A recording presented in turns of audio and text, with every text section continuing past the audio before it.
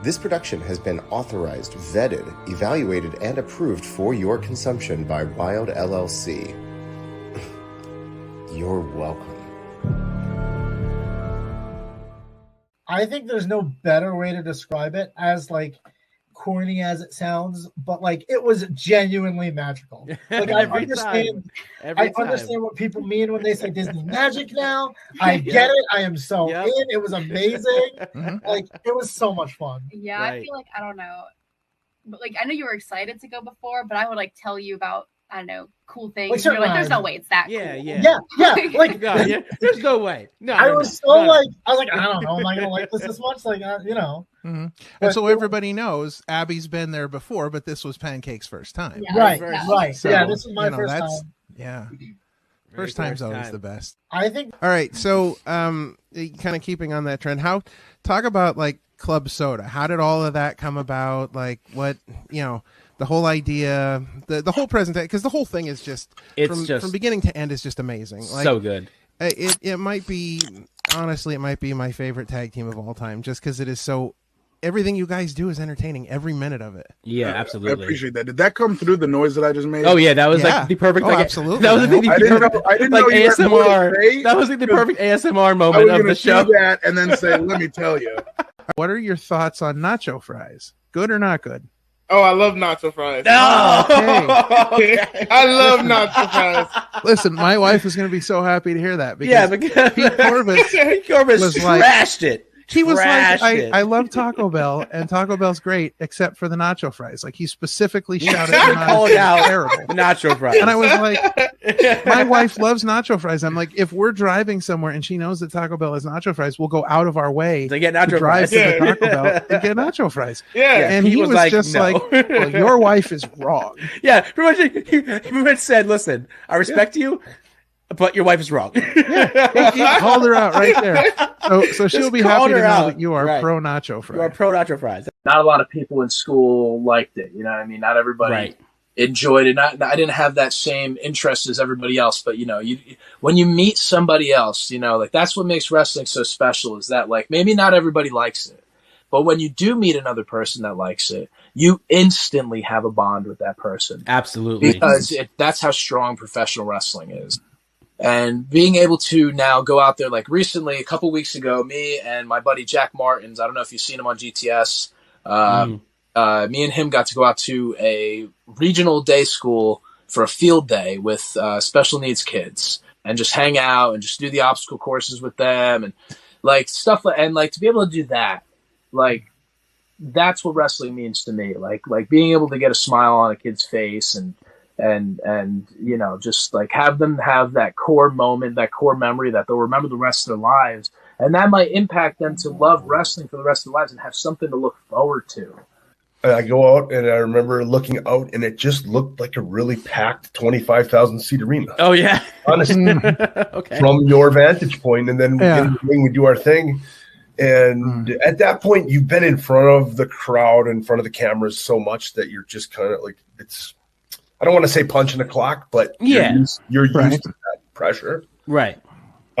It wasn't until after, and I always say, it's funny you use the term sea of people, because I always say, like, I went up into the I took a shower after my match and I went up into the luxury boxes where the families were. Yeah. And that's when I saw it, and I saw this little tiny ring in this sea of people. Yeah. And I was like, I just did that. Yeah, I just wrestled with him in that sea of people. Yeah, right. Yep. That's when it dawned on me. So, Matt, I'm on air doing a podcast right now with the Opinion City podcast, and they came to our live podcast at the Monster Factory. And there you go. They're celebrating their 1-year anniversary right now as they're interviewing me. Anything you want to say to them real quick? I want to say congratulations on 1 year, 1 year anniversary. It's a very cool landmark. I am very happy for you guys, and I wish I could be there with John to celebrate for you. But I'm actually on a plane going to home.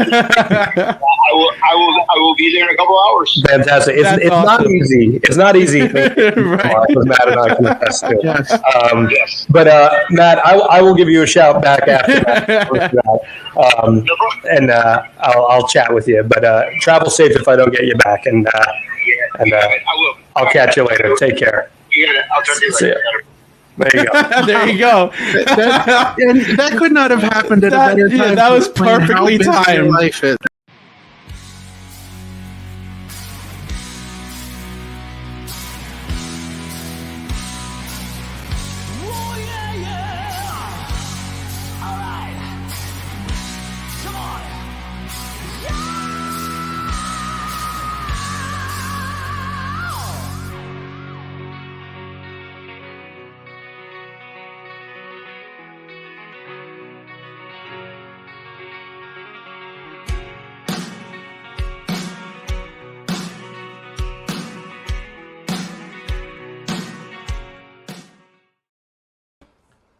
Hello. Yo, welcome. What's going on, guys? Welcome to welcome to another episode of Chillin with the OC. We're here for Monday Night Raw. It's July 1st. Hey, yeah, new month. We are finally in July. We got the thick of summer. Probably the hottest summer so far. Yeah, got a big Monday Night Raw coming up. Huge. We're excited for that. Before we get to that, though, we just want to remind you guys, hey, we got a Discord. Listen, there's a lot of fun stuff going on over there. It's great stuff. We have fun here. We do. We have a good time over there. So we want you to join us. We want you to bring a friend. We want you to bring all your friends. Bring a buddy. Come and hang out in the Discord. Good times. Lots of fun things to discuss over there. So join us over in the Discord. Bring a buddy system. All right. So we are in Money in the Bank season. Yes. We actually have Money in the Bank coming up this Saturday night. So let's look at that quick before we look at tonight's show. So as far as Money in the Bank goes, we have a 6-man tag. We've got Cody, Randy, and KO against 3 members of the Bloodline, which I'm assuming is going to be Solo, Tongaloa, and Tama Tonga. But who knows? Now that they've got Jacob Fatu, it could be any number of them. It could be all 4 of them. Right. That's gonna be an interesting match. We've got Braun Breaker is challenging for the Intercontinental title.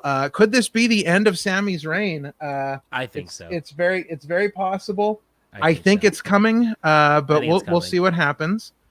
We've got our big world title match. Seth Rollins making his return, coming back to challenge Damian Priest. Mm-hmm.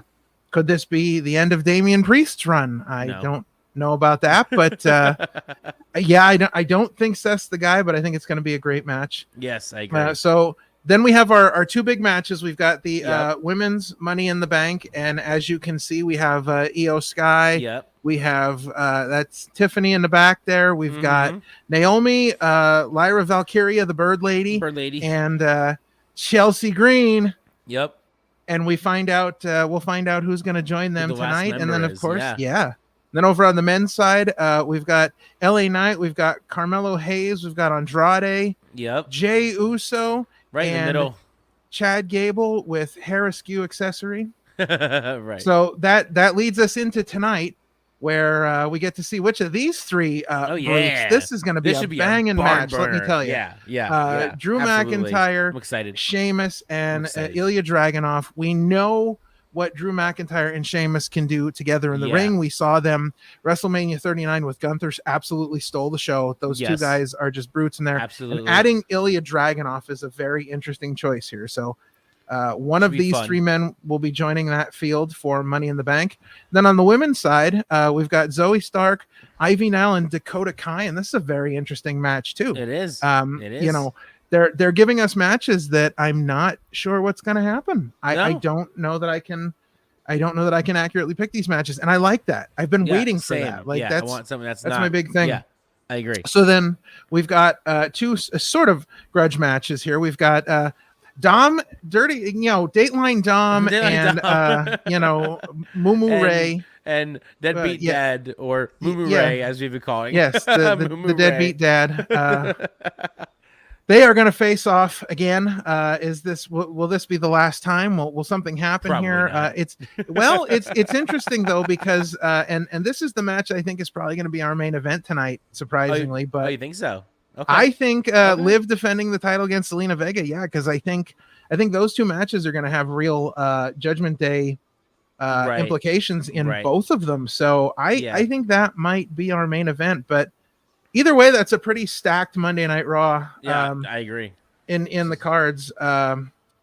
So want to say hello to everybody that's joining us so far. Jake says, what's up? Hey. Lazy Neon says hello. Hello, hello. Over on the Facebook side, Navia Fish says, is Roman Reigns coming back tonight?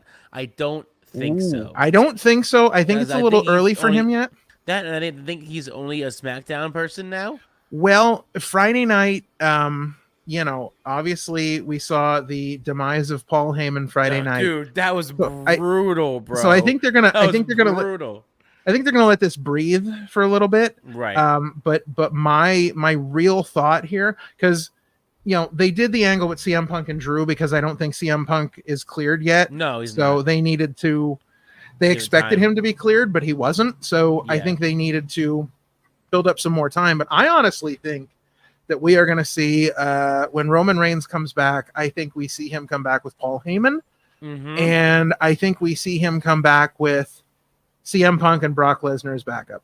I was just gonna say, I see Paul Heyman putting the new dangerous alliance, putting it all back together. I saw somewhere that someone mentioned somewhere that imagine if Reigns comes back with Lesnar and they together help save Paul Heyman. I see it coming. I think it's a definite possibility. I think it's what's up, C. Henry? More of a possibility than a lot of other things right now. C. Henry in the house. What's up?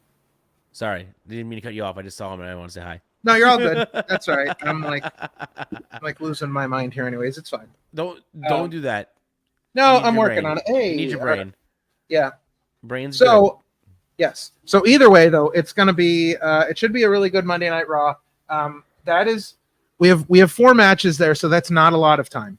So we're going to see a lot of other things tonight. Obviously, a lot of time filling purposes. Are we going to be? We should be seeing something new from our boys tonight. Yeah. Yes, we should be. We should be seeing how some that more. logo is perfectly placed in the middle of us. Perfectly. That's what I do. Placed. Yep. So now I think that's going to be Transition that image away. I just want to say, Adam on the Chillin with the Bros side of things said that he feels like there's some subliminal messaging in this logo right here. Really? And speak to me about that. He said he understands that it is Opinion City Wild LLC logo, but the bottom in his mind says Opinion City will die. That's very interesting. Ominous logo, to say the least. I would speak more about that, but Monday Night Raw is getting started here, so we need to. If only he was here to defend his opinion, but he is doing the birthday things right now. Yes. But you will see him on SmackDown. Boston Mass getting a Monday Night Raw before Money in the Bank. What did you say? Boston Mass getting a Raw before the Money in the Bank. So before Money in the Bank, what's up? They always do cool stuff in Boston. That's true. Look at Sheamus driving up in, what is that? A Tesla? The weird Tesla car. Oh, the truck or whatever the hell it is. Yeah, it's that thing. I don't even know what to call it. I don't know. It's awful. It's weird. It's awful. It's terrible. It doesn't look cool. It doesn't feel cool. It's not cool. We're seeing all the fans. You might be slightly ahead of me for once. Oh, geez. Good. Oh, geez. Oh, it's starting already. What? It's starting already. No yeet. Oh, it's yeet. You're just slightly ahead of me for some reason. So sorry. Okay. No, you're fine. It isn't by much, so I ain't mad about it. If it was if it was Steven, I would say don't say anything until SmackDown. So I'm guessing. I don't know what he's doing. He's walking around backstage, but I'm guessing he's starting the show. That's what it sounds like. I'm pretty sure that's what this means. Is he just? Oh, could we see the Wyatts come out now? Because there's been some stuff between Jay and the Wyatts and stealing the Fireflies. Well, yeah, and it looks like he's starting with a promo. I can't. I don't know if he's going to the ring or not. Oh no, he is. He is. He's heading there. He's heading there. I like the adage of the lasers. Oh, the lasers is one of the best things they've done. Lasers like are cool. I like this, lasers. Seriously, this entranceway is just magic. Like it is lit. It's so good. Yeah, I love it. It's so good. And it's so simple and it's so small, but it makes everything look so good. All right. Well, while he was in my neck of the woods, we actually found on the Wrestling 2K game, for those out there that play, the arena is there. If you find it, it's amazing. Yeah, the Raw and SmackDown arenas, and they're really good. Yeah, whoever it's somebody you follow. Somebody, but and I don't remember what the tag is, but yeah, they did a really good job. Did you end up getting it for your game at home? I am. I didn't yet. I was only on the game for a little bit today, but probably later I'll add them in. Gotcha. I don't know, something about it being so small. Michael Cole. Look at him. When they get to the announce desk, look at Michael Cole. What, his phone? He's out there waving his phone. Yep. Yeah. He's making himself a target. They're the Wyatts are gonna take out Michael Cole eventually. I see it happening. Can you imagine? Oh, they just take him out. Jesus. Yeah. Oh, it'd be crazy. It would be nuts.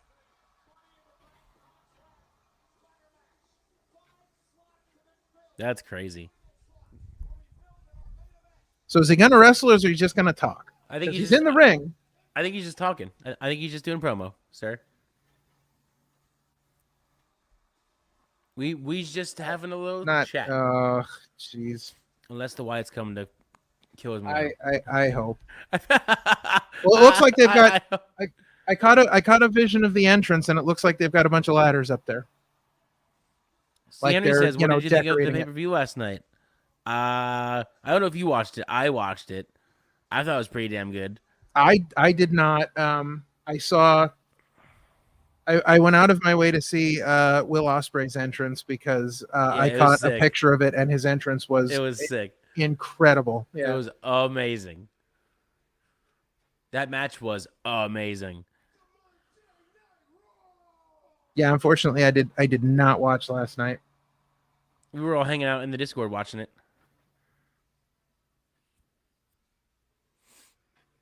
It was a good time. See, Henry, if you're not in the Discord yet, what are you doing? Yeah, get yourself over there. We're having lots of fun.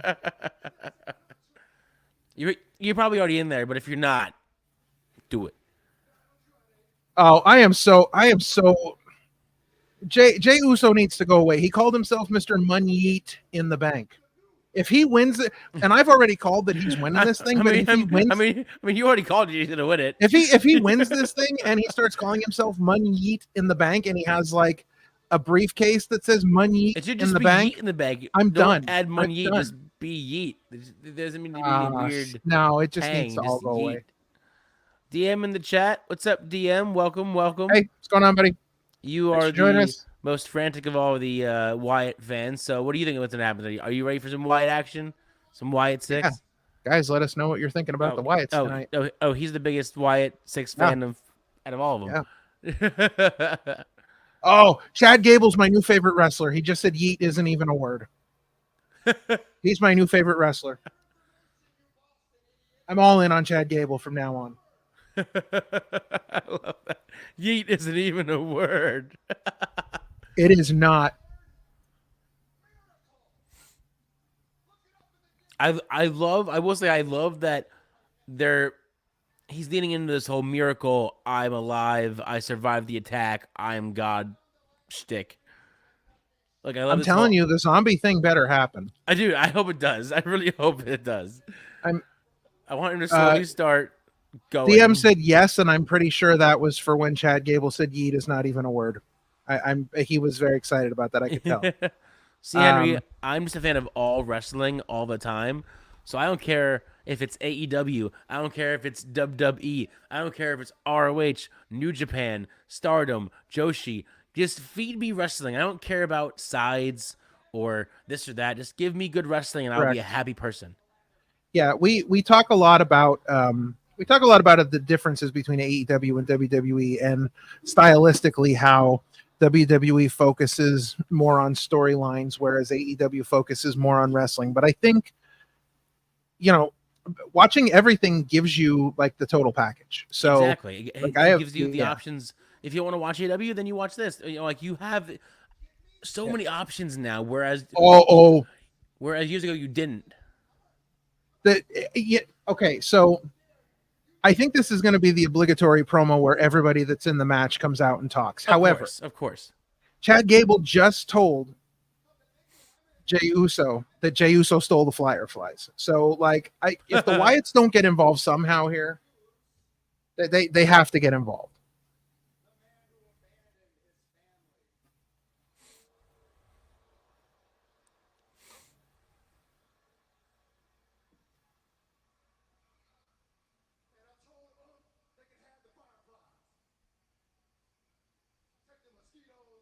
I think the mosquitoes.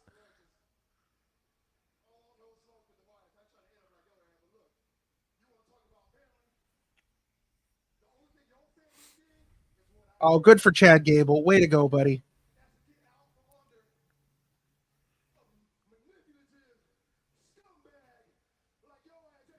Damn. Right in the face. Right in the face. That hair askew accessory is really working for him. It's not what the hair It's like giving him superpowers. It's not what the hair askew. No, I'm not. What's your issue with him and his hair being askew? It looks good on him. Nothing. I'm just saying. But you agreed with me 2 weeks ago that he was hair askew.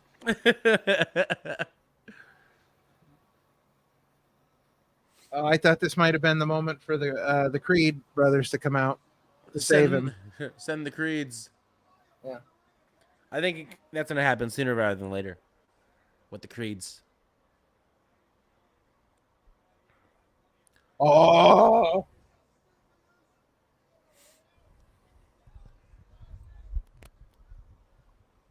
Starting off right.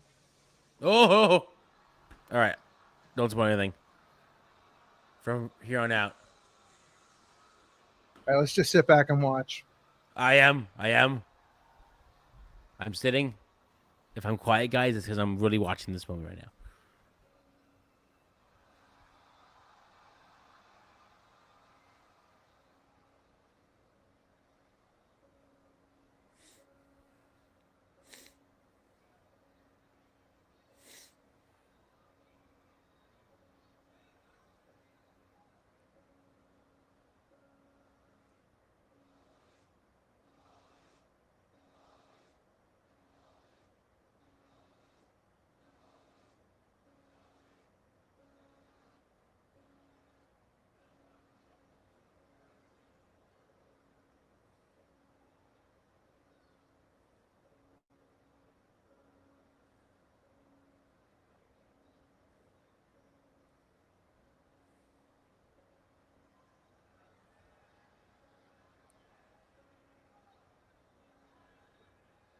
Oh, boy. Oh, boy.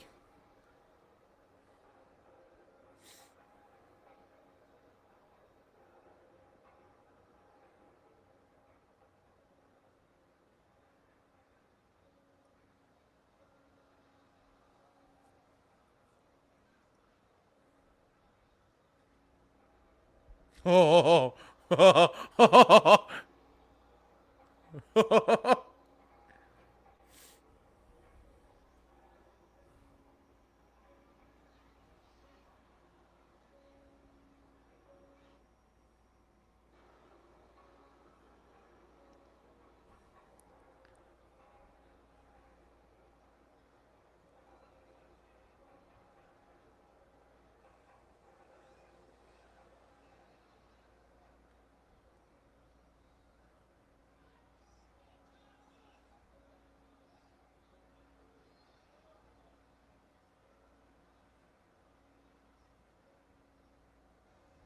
Poor Chad.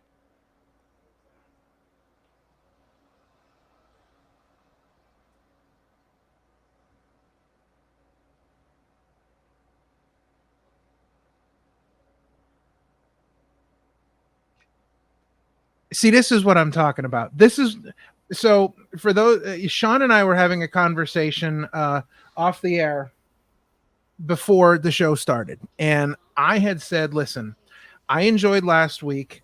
I enjoyed everything they did. Like the video was great, and it definitely gave us a lot to think about and question as far as what's really going on here. Right. But I wanted more of them. I wanted to see them there. I felt like." After their debut the first week and all the violence and all the stuff backstage, like we needed something to follow that up that felt like it was, and that's what I wanted, and they did it this week. I hope there's more. Like I don't obviously they dropped the box off, so obviously something get more. Some sort of tape for later. But I loved. I don't know how they did it, but I love the way they made Eric Rowan look like he was floating. I don't know how they did it. I don't know what sorcery they used for that, but Eric Rowan was floating, and it looked fucking cool as shit. Yeah, the whole thing was very well done. The smoke coming up from underneath the ring, if you saw, like when, I hope this storyline ends up where like Chad Gable gets like kidnapped by the Wyatts, and then shows up like the next week as one of them. Right. I because if they're not going to do my zombie gimmick, then that's what I want to see. Because zombie Chad Gable would be freaking amazing.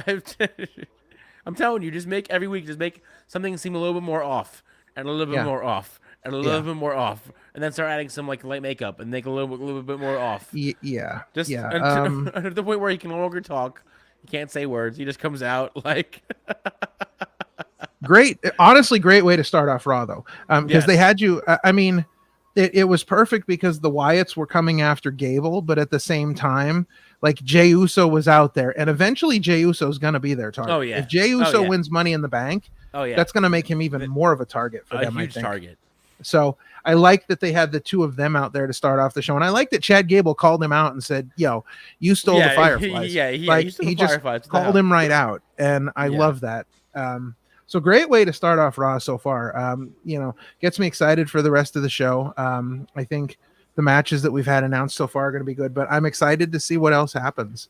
I'm sure there's going to be a lot more cool stuff going on because they've got 3 hours to fill. But who knows what's going to happen with Dateline Dom, like the Dateline Dom, and let's see. I gotta come up with. I got a good one. Hold on. I got a good one. Where? I don't like where this is going.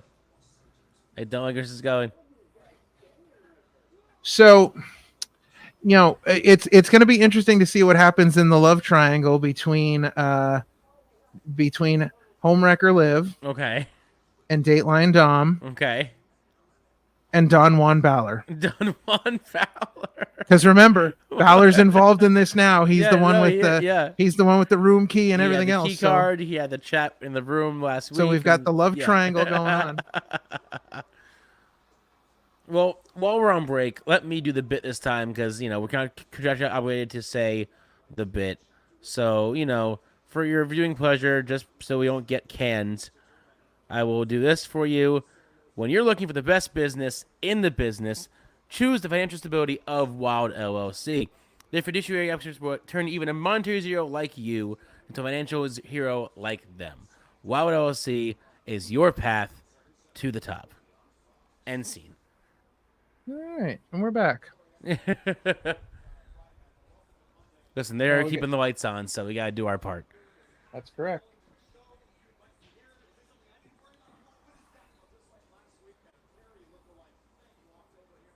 DM, what did we just see? DM, I love you. I just want to say, as we're watching, hold on. Oh, tag titles on the line Friday night. DIY getting their shot against Theory and Grayson Weller. Waller. But I have to Grayson Waller. What? Yeah, listen. I gotta say, the farther ahead of me. the MVP of all of this bloodline stuff is Paul Heyman. Paul Heyman has just been killing it. He's been, and for a man of his age to take that power bomb last Friday, that was ridiculous. Seriously, come on, it insane, was crazy.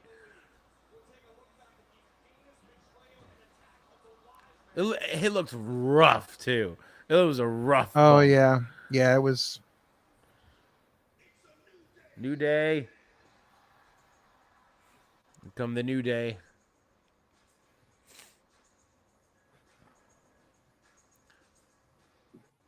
And still not matching. Oh, now you're ahead of me. Oh, am I? Yeah. New Day hasn't walked out yet? No. Okay.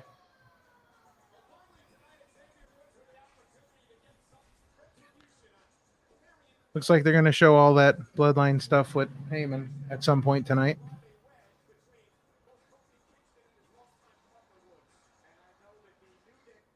All right, I'm going to pause it that we can catch up.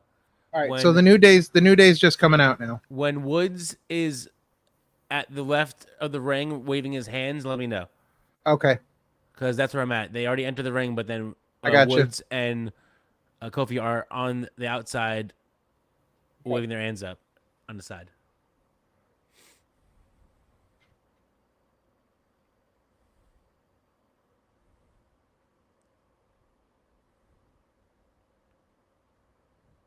Waving hands. Gotcha. We should be good now. Of course, Xavier Woods being accompanied by Zero Effort Kofi. I was just going to say, I said once Don't again. Don't worry, I'm on it. Once again, not matching. Yep. It's almost the same blue, but even then, it's not matching. Yeah. Kofi looks like he put shoes and socks on to come over from the pool. Listen, it's summer. Xavier Woods looks like he's ready to wrestle.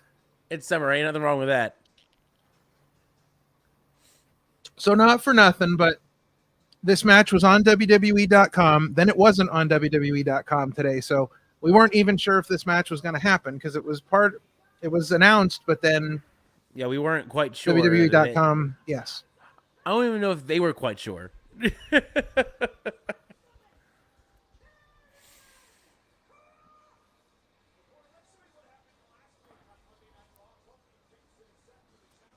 I just feel like this team group could have been so good and so well, but they haven't done it for me, and they haven't done anything to. So we're gonna call these guys the final angle because this is probably the final angle for each of these guys because WWE's just not. WWE has no idea what to do with any of them. Like the idea of them was really cool, but it was.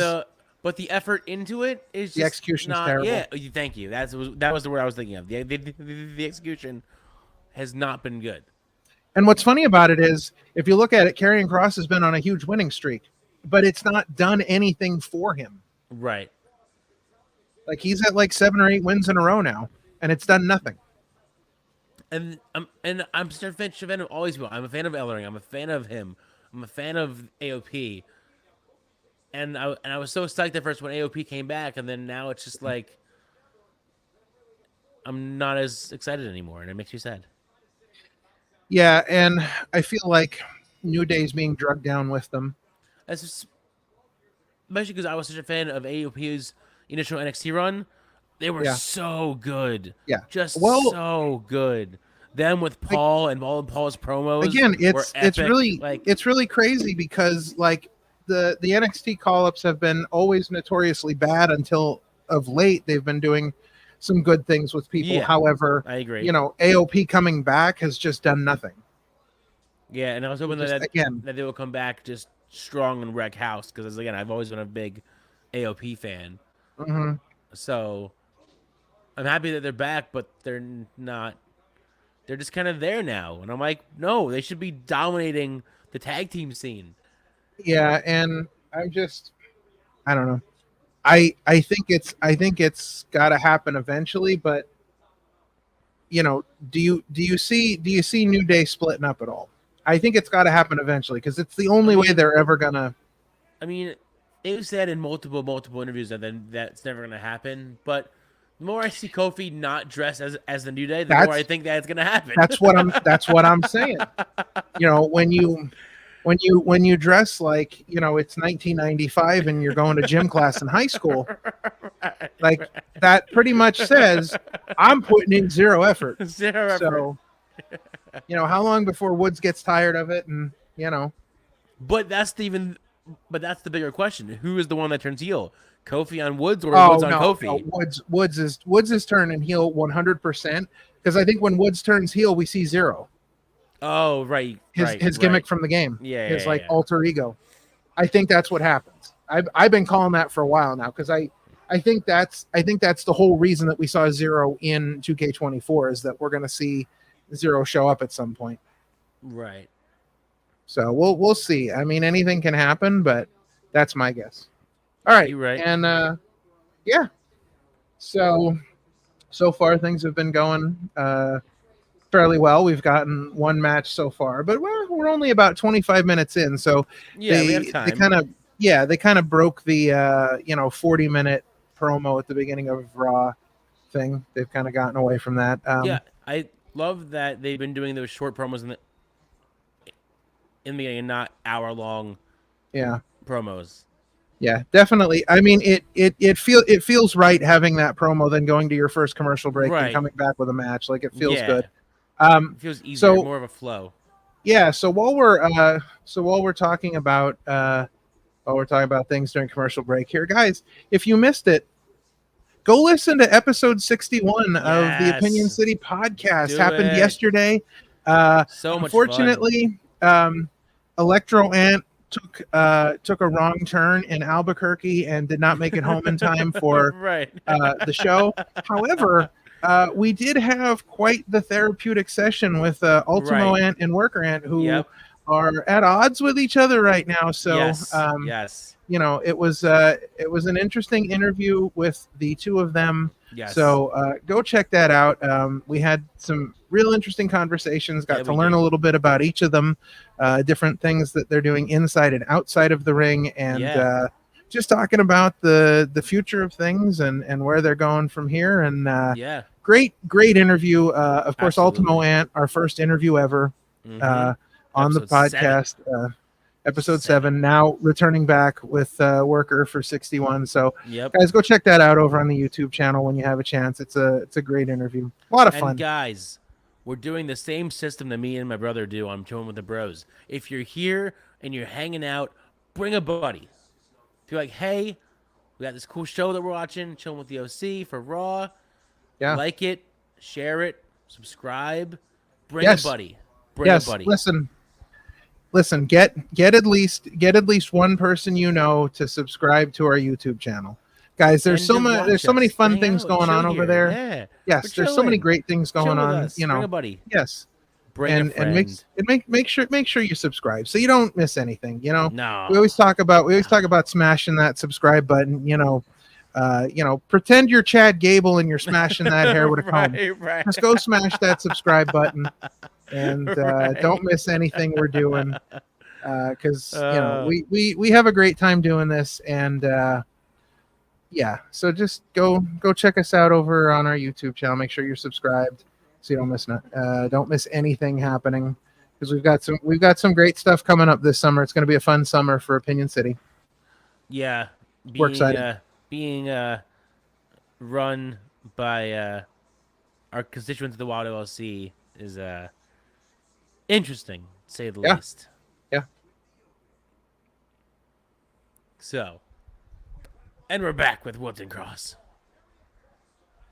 All right. So Laser Neon says, if Xavier did turn heel on Kofi, what do you think will happen in his future? I hope, because I've been a Woods fan for so long, that he gets a proper, because he's the last one in the group, right? He is. Kofi and Big E have had their run. Big E. Yep. You give Woods his run. He deserves it. He's so good. I think he's so talented on the mic. I think what happens. Yeah. So I think what happens is if he leaves the New Day, I think Woods gets like 100% serious about like wrestling, like puts aside all the shenanigans, all the New Day stuff, all the fun stuff that we love, but he puts it aside in the name of like, now it's time to get serious. Now it's time to make a run. Like, I've really got to do this. Yeah, because he's the last one left. I see him maybe getting an intercontinental title run, or interestingly enough, I could see him going to SmackDown. Like if Kofi stays on Raw, I could see him like going to SmackDown because like, you know, they can't coexist on the same show. Like Woods attacks Kofi, puts him out. You know, they can't. Kofi comes back. They can't coexist. So Woods goes to SmackDown. I could see him getting a U.S. title run, and then kind of really, you know, building up a resume there to the point where, you know, he's like, listen, I've been U.S. champ for so long. Like I'm consistently beating each other. I need a world title shot, and I think it could happen under the right circumstances. I agree. I've been wanting it to happen. You know how long I've been a Woods fan for? I've been a fan of him since Consequences Creed in TNA. Dude, I met him when he was Consequences Creed. Did in you? TNA. Did you? Yeah, it was we met a bunch of guys. We met a bunch of guys after a TNA show, and Woods gets the win. Woods gets the win. But yeah. No, and there was, I mean, it was crazy. Samoa Joe, Jeff Jarrett, Awesome cool. Kong, oh yeah, Christian Cage. Nice. Yeah, it was pretty crazy. But yeah, I met him when he was Consequences Creed. I met him when he was New Day too. And I will tell you this: those, like when the New Day was rolling, those guys were going everywhere, like in the matching track suits, and like they were living. Yep. Like, yeah, dude. Yeah, they were. Yeah. Yeah, it was cool.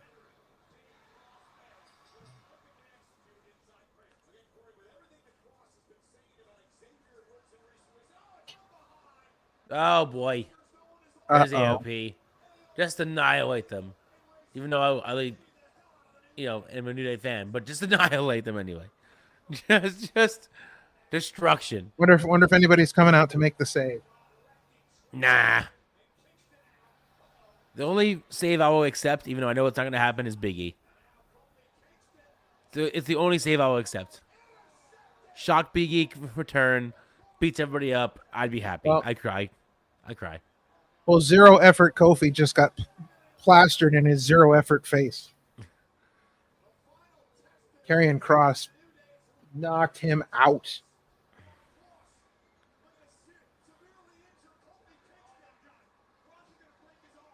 Jesus, that looks rough.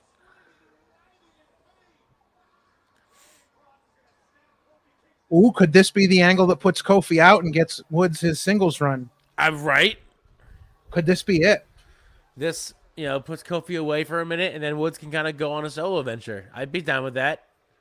I'd be so down with that. Look what happened to Ivar when Eric legit got injured. I know. Dude, Ivar went, yeah.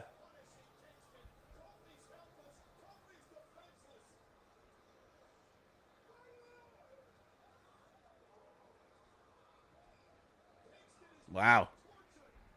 Wow, they're really going with this. Yeah, they are. For real. So now Kofi's out for however long. Well, listen, if Kofi had put a little more effort into his outfit, Karrion Kross might not have been so mad. He was like you and your track shorts and your track shirt. What's wrong with you? Yeah. He's Karrion Kross was like the gym teacher that's yelling at you because you can't get up the rope. Right. What are you doing? You can do it. Get up that rope. Quit being such a loser. Get up that rope. Laser Neon said that was insane. That was insane. Mm-hmm. That was definitely insane. I absolutely agree. Week number 2 without Pat McAfee. I know, right? Well, I know last week it was due to some sort of family emergency thing. Yeah, I read what happened, but you know, here we are. Maybe he's gonna take a little time off. That or he's hiding from the Wyatts. That could be too. Because the last one was for Pat. He was like, "Nah, I'm good." I'm gonna stay out of this. It's no shock that this actually happened and that they actually swapped the belts. Yeah, it's crazy. I thought that was nuts and that was unexpected. The only thing I can say about that is putting the belts on them kind of takes away the idea that Damien's going to dump the rest of the group, right? Because they can't do anything right, and I have a feeling that the whole Judgment Day is just going to go with this Liv thing. I see it coming. They're just going to accept Liv as the new Rhea. Yeah.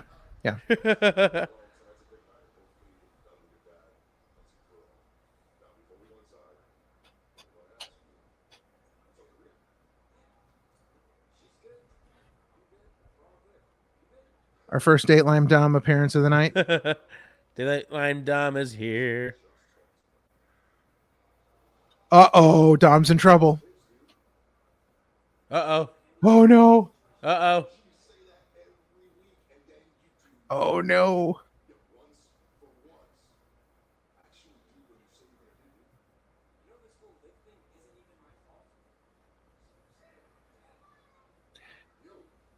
Jeez. It's like he's Snitsky. It's not my fault.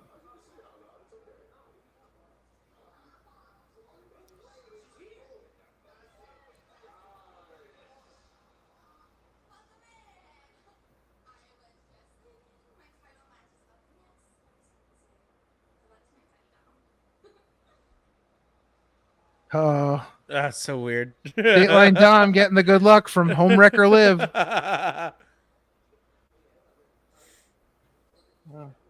Uh-oh. Don Juan Balor's taking his shot.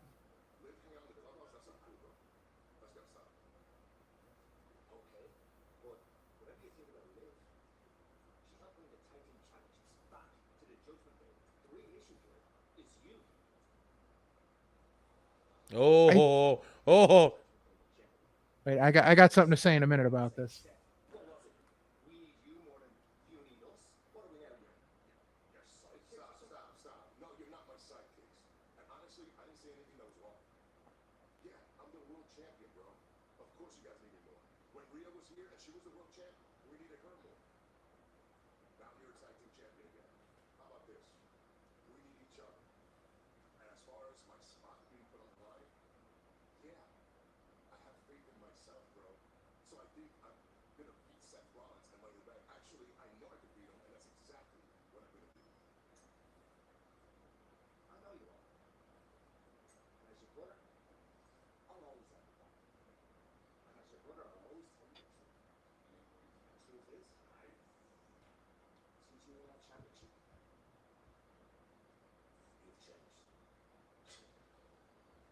Ooh.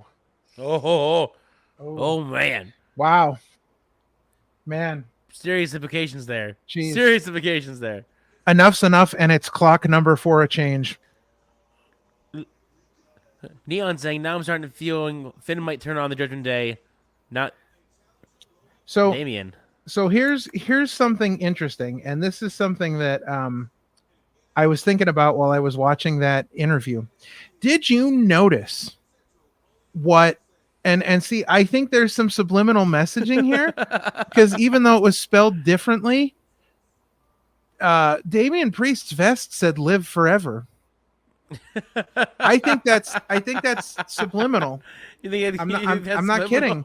I think I'm telling you that Liv is gonna unite the Judgment Day before Rhea gets back, and that's gonna be the big issue, is that they're all gonna be like okay with Liv, and I think Damien's gonna be the last one to fall. I wouldn't be surprised if Liv doesn't help Damien win his match at Money in the Bank, and that's what changes his mind.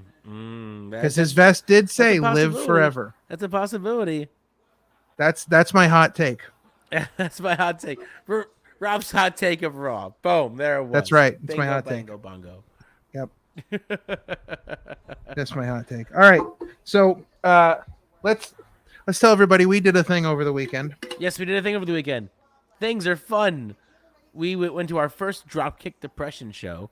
Yeah, which, good if you times. recall, if you don't recall, go back and listen to it. Razorhawks episode. He was there champion during COVID for over a year or two. Mm-hmm. And we went to our first show over the weekend. He came out to me in Jersey. We had a whale of a time. That was Probably amazing. one of my favorite matches of the night I'm going to put up first was the Tag Team Turmoil match between opposite teams. It was Razorhawk, Shane McCoy, Nabby Jane versus Danger Hawk, Weber Hatfield, and Pancakes. Now, mind you, You are Pancakes and incorrect, Nabby sir. Jane. What? You are incorrect, sir. Wait. That was Stone Cold Raise Hawkston. Hawkston, right? Yes. Stone Cold Razor Hawkston against the Shield and Roman Reigns cakes. Yeah, it was just an absolute nuts of a match. It was so much fun. There were so many fun moments in that match from start to finish. It was ridiculous. It was a giant retro match. We always see how Chikara is a fun. If it's just felt fun and felt very friendly, funny. This whole show felt just all fun. Every match, every moment, just Good fun, times. fun. Razorhawk came out as Stone Cold Steve Austin. The opposite team came out as the Shield. It was just amazing. It's just top to bottom. It really was. Just a nuts of a fucking match. The other match I was thinking about that we also got to witness right before we actually interviewed the Ants was their tag team match for the tag team titles against Crime After Crime, which was my first experience of them, and they were hilarious. Yes, they were amazing. Yeah, unfortunately, the Colony did not get the win, but crime pays, I guess. Well, it did that night, that's for sure. Yeah, it was just if you haven't been to one of those shows, highly recommend you go to one of those shows. Yeah, it was a lot of fun. I mean, just craziness. Oh, I almost did get killed. Yes, almost got killed during one of those yes, matches. there was a moment. Yes, it was not at all good. So it was during the 6-way scramble match. There's a 6-way scramble match that we had witnessed. Not that one. I don't think I have it on here as a graphic, but that's okay. No, I don't think so. It was a 6-way scramble, and at one point, one of the rushers says, "Hey, I'm gonna take a little break." So we say, "Oh, sit here, sit right in front of Ralph." All right, I'll sit down. And we were just chilling. All of a sudden, I look up and I see someone with a boot flying at 100 miles an hour towards this dude. He was literally at the other end of the ring and was running full blast. Like, I didn't even have time to move. I'm like, what do I do? Like, and he kicked the guy in the face, and somehow neither of them touched me. But but it was so close. It was so close. It was ridiculous. Oh, hang on. Sad time. Yes. Time for sad.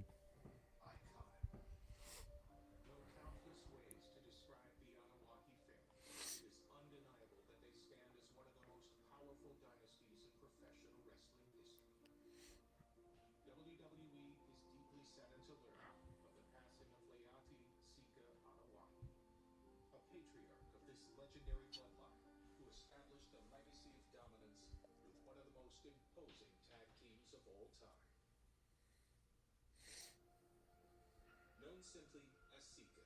He was born and raised on the Pacific island of Samoa before relocating to San Francisco, California. Trained by his brother Rafa, the two would go on to form the renowned tag team, the Wild Samoans. Legendary.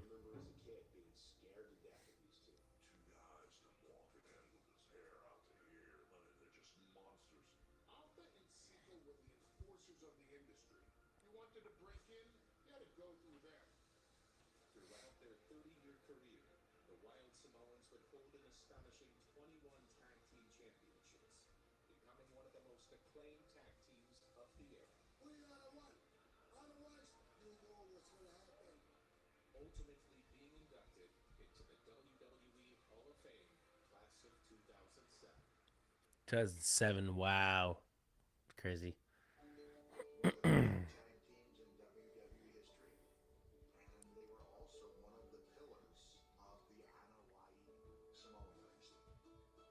I was a senior in high school.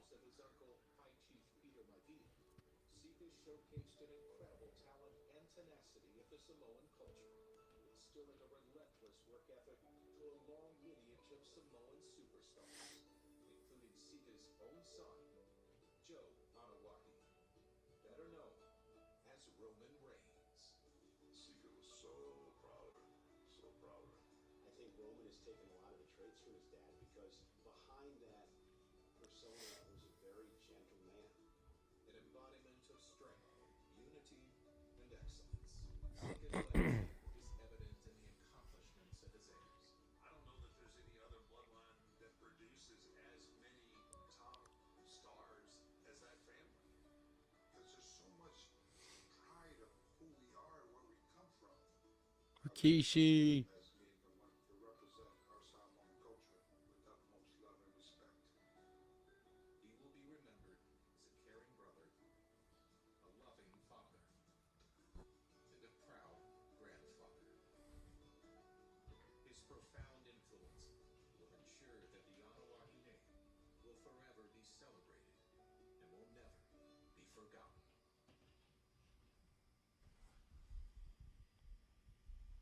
Yeah. What a legend. What a legend.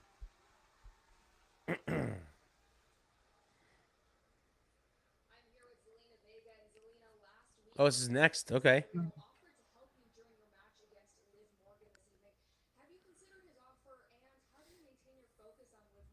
It's interesting when they talk about the bloodline and they talk about different members of the bloodline, and a lot of people that know the family history, and a lot of wrestlers say that Umaga was actually the most talented of the entire group. Oh, like yeah. athletically, like the things that he did were just beyond what anybody else could do. You know, Yeah. they always said that he was the most talented of them. Well, I guess the match is happening now. I guess This is so. definitely not, so this is not the main event. If anything, it's the main event of hour one. So I'm now thinking that probably maybe the men's Money in the Bank might be the main event. Maybe, possibly.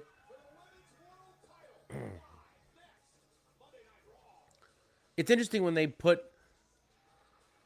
these kind of matches, like for belts, in the middle of the show. Like, wouldn't you want them to be at either the beginning or the end? You would think so, because as far as I know, it's the only title that's on the line tonight. So That's what I'm saying. Like, you would think they would put it either to start off the show or to end the show, but having it I don't know. in the middle to me just seems, like they don't care.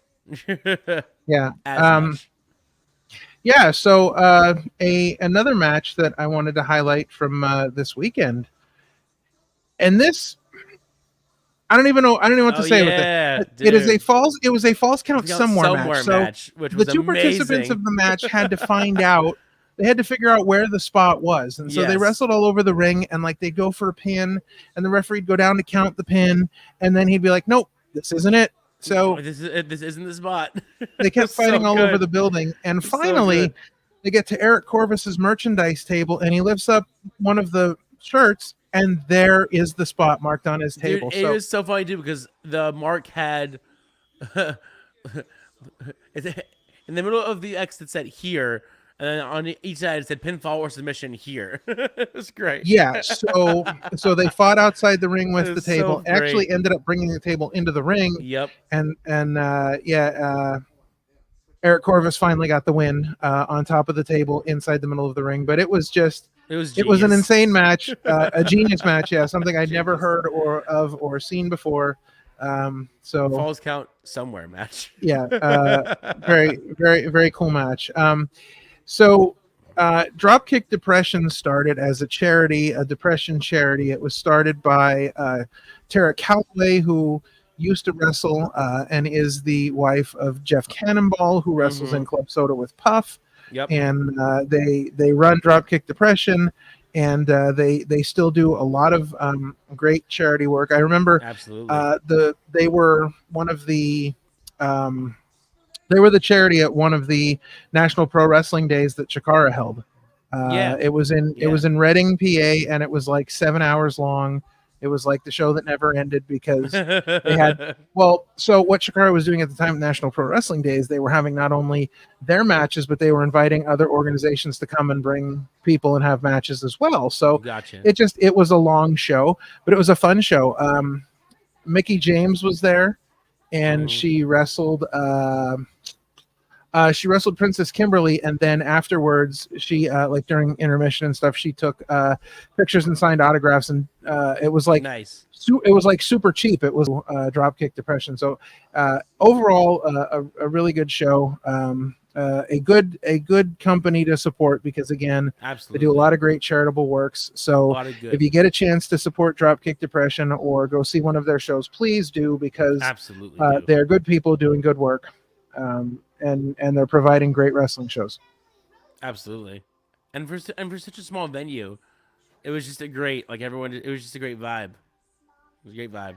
Yeah, the Knights of Columbus in Old Bridge, New Jersey was very tiny. The ceiling very low. Very low. Oh, dude, that was the one. There was the one spot too where they purposely went through the wall after they were warned not to. Yeah. Oh, it was insane. Yeah, it was a very small ceiling. So, but overall, a fun time. Absolutely a fun time. Yeah, definitely something to go check out when you have time. Yes, if you can see one of their shows. Yes, absolutely. Any of those shows that, Labor of Love, LVAC, Dropkick Depression. Yeah, if you're in the New England area, there's Limitless, there's Green Mountain, there's Beyond Wrestling. There's so many great promotions out there. Support indie wrestling, and now we are getting a recap of Chad Gable's Scary Evening.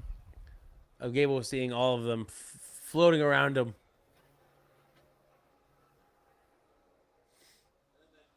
And then hopefully they'll show that the I love how when Gable runs up the stairs, like nobody in the crowd wants to touch him.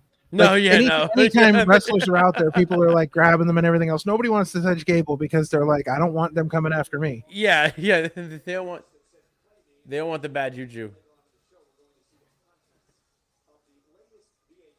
Oh, a little bit later on in the show, we're going to see it. We're going to see the tape.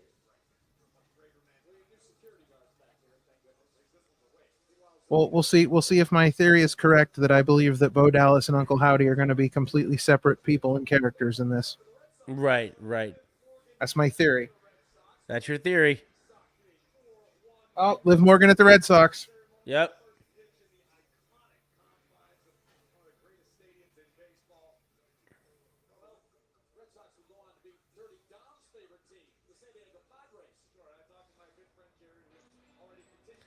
Well, There goes Liv. What does Dateline Dom know about baseball?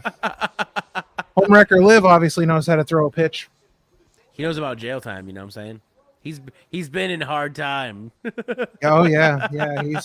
He's a hardened criminal, all right. He's been in hard times, man. The only crime Dom Mysterio ever committed was getting that mustache and haircut. That's not nice.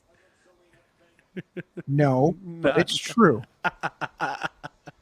And here we have Homewrecker Liv defending her WWE Home Wrecking Championship. Mm-hmm. All right, so who thinks that Selena Vega's winning the title tonight? Let's go. Let's hear it in the chat. Come on, somebody's got to think Selena's going to win. Someone has to think it. Mm-hmm. It's probably not going to happen, but Wait, no. Then you're. No, give her a little bit.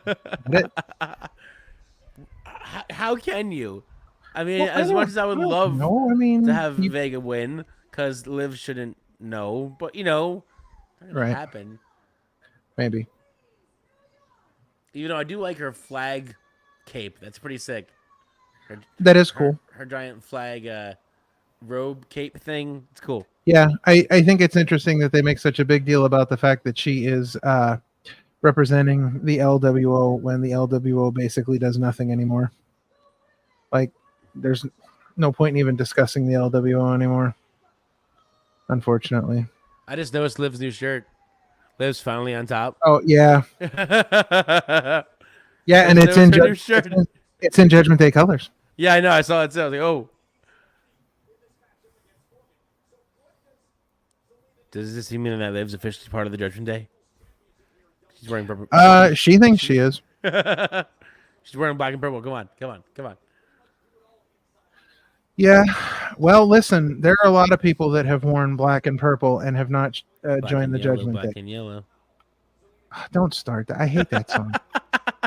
I mean, it's probably mostly because I dislike the Pittsburgh because I'm a Phillies fan. I like a all Philadelphia fan, but right. I still don't like that song though. I still don't know. No.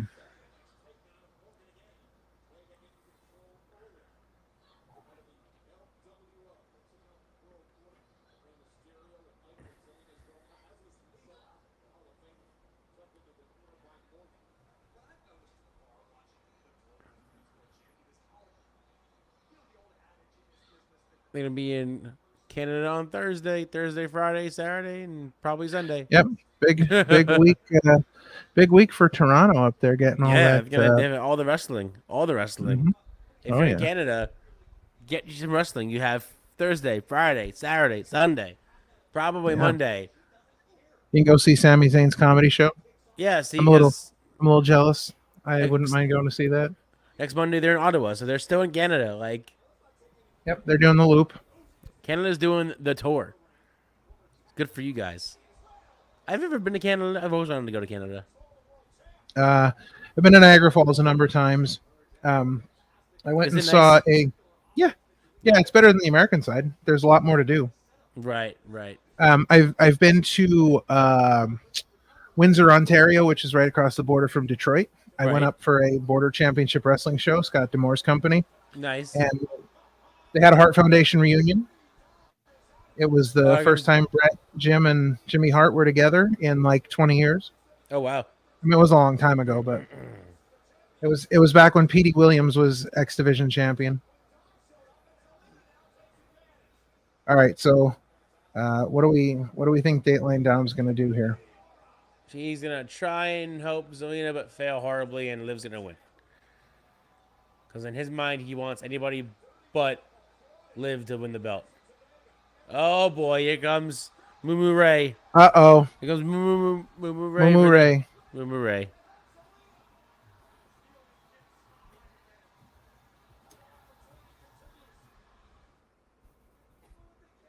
I can't wait for this movie. I cannot wait. I'm gonna see it in IMAX. Moo Ray. I don't have the same commercial you do. I have Deadpool and Wolverine. Oh, I have the Today Show. Oh, okay. Have you seen the Sabretooth trailer? I've not. There's a new Wolverine and Deadpool trailer where they show Sabretooth for the first time. I have. Yes. Very good. I can't wait for it. I can't wait. I'm actually so much fun. Yes, indeed.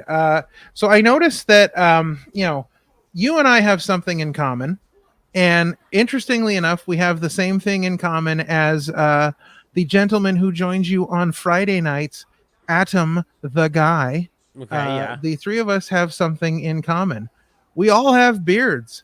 And I'm sure that a number of our fans out there have beards as well. So we wanted to let you know that there is help for you if you need to control that wild beard. If you need to make sure that your beard is as awesome as it should be, check this out.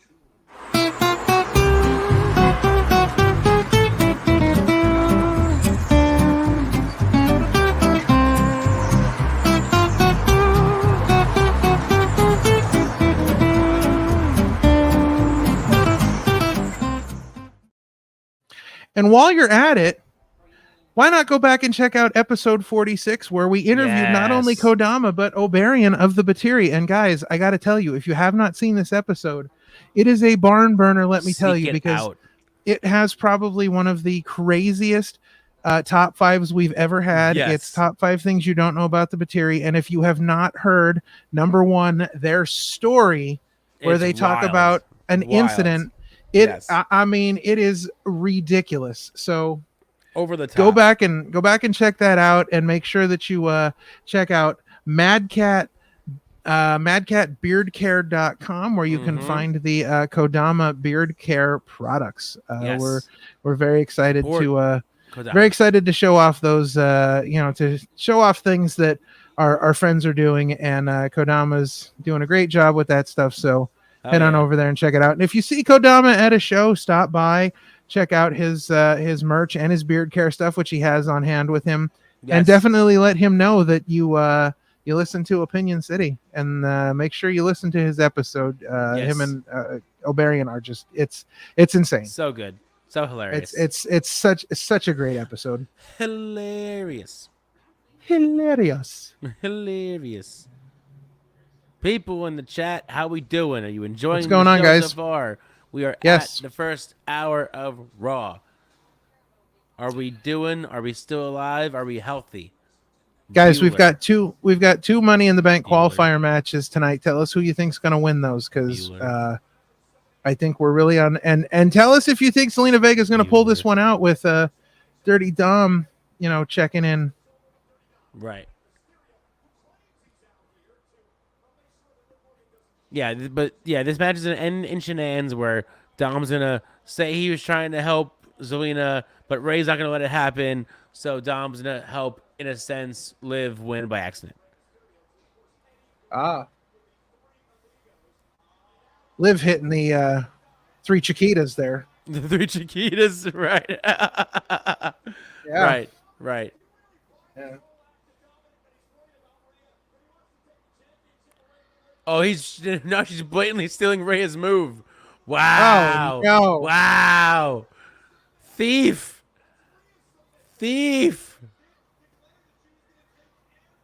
Wow. The home wrecking continues. She just stole a whole person's move. Oh, poor Zelina Vega. I mean, jeez. If only she was half as successful in the ring as she was on Twitch. Right. I mean, dude, hey, get it wherever you can, man. And if she's doing it on Twitch, why not? Sure.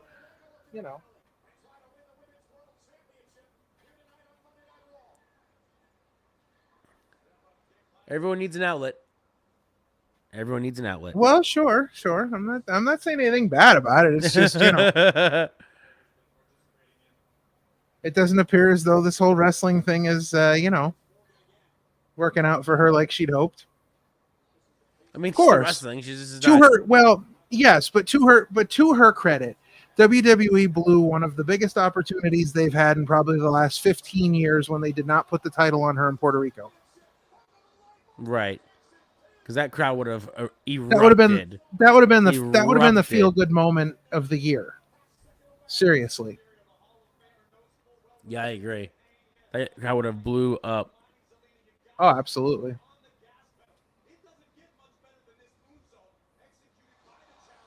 That still to me was one of the hottest crowds I've seen in recent memory. Like that crowd was absolutely hot.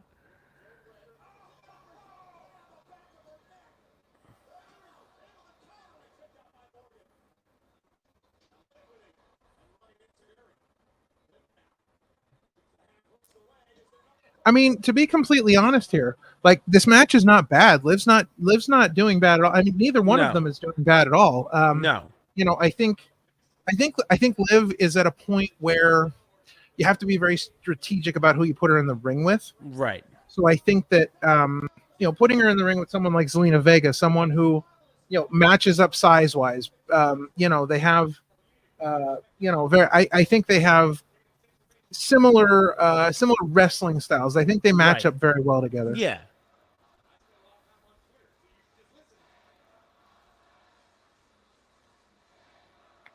There you go. There you go. Ralph, they're chanting "shave your mustache" to Dirty Dom right now. They're chanting "shave your mustache." There's a reason we call him Dateline Dom.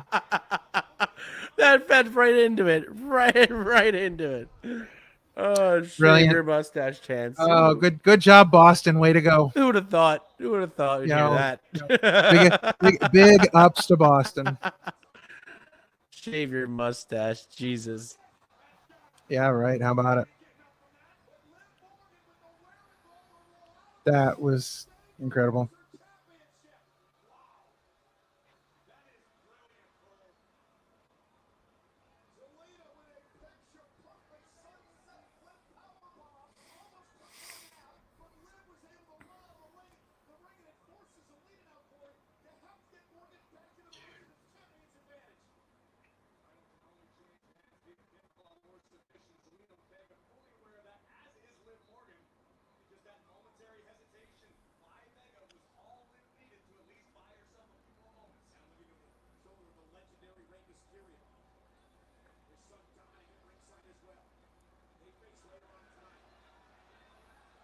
Oh, oh. There you go. Starting already. Damn. Morgan attacking Rey Mysterio. Yeah, she ain't messing around. She ain't having it.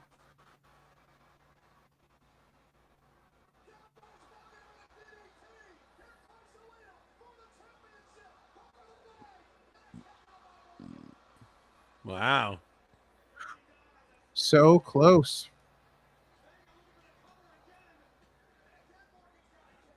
Here comes the shenanigans. Oh, you knew they were coming. Yep.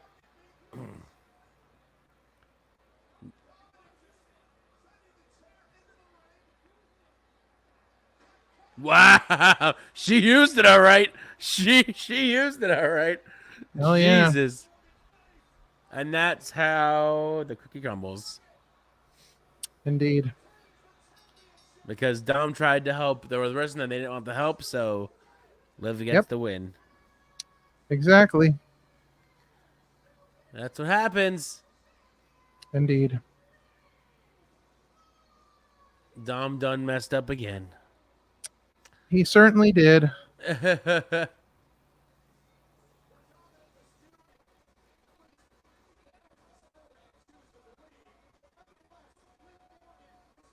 Once again, Liv Morgan is your world heavyweight.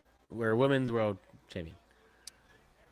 Definitely something we all saw coming. Right. You know, it wasn't no Definitely. surprise here. No.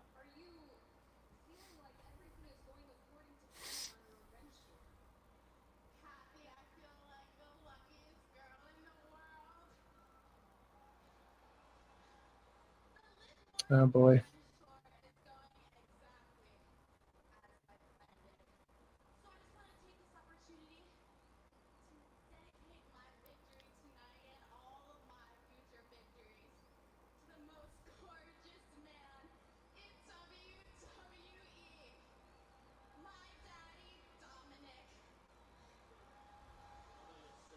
Oh boy. Oh boy. Oh boy is right.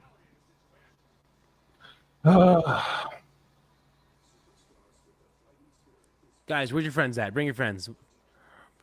Remember what I said? Bring a buddy. Where's your buddies at? Bring them in here. Yep, We that's want to right. see we want to meet your buddies. Yes, bring your friends. Buddy. Bring a buddy. Yes, bring your friends because you know we need more people in here. We need more people enjoying the fun. All the fun. Yes. All the fun. Yes. Not a terrible match. Definitely something that we expected. Right. You know, everything happened the way we thought it would, Yes. and there you have it. So that I believe is that not Liv Morgan's first official? Not her first official defense now? Is it? I believe it is. I don't think she's defended against anybody else. As far as I can tell. Help us out. Was that Yeah. Liv's first defense? I'm pretty sure that's the first one. Are we one. just mistaken? Well, I think that's the first one. What do we got? What are we thinking? What are we thinking? What I think, what I know is, if you're a Wyatt what do you Six know? fan, cop that Wyatt Six merch. You know what I'm saying? Listen, Cop that Wyatt absolutely. Six merch. Do it. Yes, please. So we've got links on the screen. We've got links down below, and we've got lots of great merch. Not just the Wild Six Opinion City logo. We've got all kinds of stuff. Tons. All kinds of merchandise, everything you can think of, from Opinion City logos to pay-per-view logos, all that stuff. So check that out, please.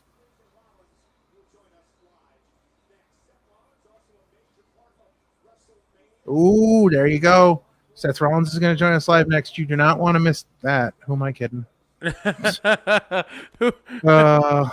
tried to sound as I like Rollins. I won't miss that. I tried to sound as excited as I could, but But they are now pushing that Mania. Oh yeah, Wednesday, 7 p.m. That's right. Do not forget about that. Mania Behind the Curtain. Oh, is this a preview? Okay, all right. Yes, this is. I believe this is the first 2 minutes. Somebody had this on Twitter. Somebody debuted this on Twitter. I've seen it already. Right. All right, spoilers. No, just saying. Just saying. Just saying.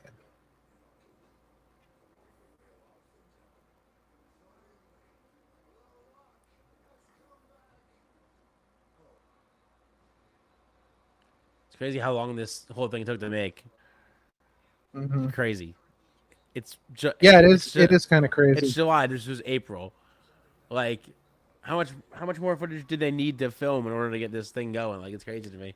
I mean, I know that they wanted to add a lot of stuff in from Mania, right. So I get that. Like, that kind of makes sense to me.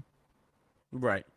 That they wanted to add all that stuff in. So, yeah, I mean, it's going to be fun. I'm excited to finally see this thing. It's been same. How long that we've been waiting? So, I know. I'm excited to finally see this. I'm in for it. I can't wait.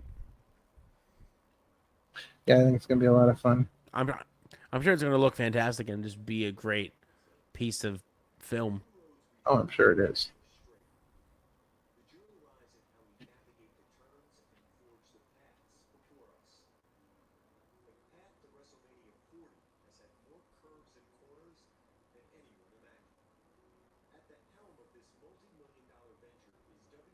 It's just crazy that they say at the helm is Triple H, not at the helm is Vince. That's just a weird phrase to hear. You know what I'm saying? And he didn't even. And if you notice, he didn't even say Triple H. He said Paul Levesque. Paul Levesque, I know. Like there was no mention of Triple H. It was just, Paul Levesque. Yeah, crazy. It is crazy. It's just crazy that he's now Paul Triple H Levesque. Like. Yeah, it is kind of. He has a full name now. Yes, agreed. Now it's just part of his shtick. Yeah, it is crazy. So here we are. We've got where are we at here? So 9:10. So we've got about an hour and 50 minutes yet. A little over half the show. Yep. Here we are. It's been an interesting show so far. Started off really hot with the Wyatts. Yep. The matches have been good so far. Yes. I love the backstage interaction with the Judgment Day. Mm-hmm. I feel like the women's title match was a little bit of a foregone conclusion, but we knew that was coming. I think we're really kind of setting the stage for Ray and Dom a little later on in the night. I think we've got right. So we also have the Wyatt 6 tape later. So I'm excited because maybe we'll get to see more of this. More of that. Or we want to believe because we all want to be believers for life. So we definitely want to believe in all of that. So hopefully that happens later as well. Right. Yeah.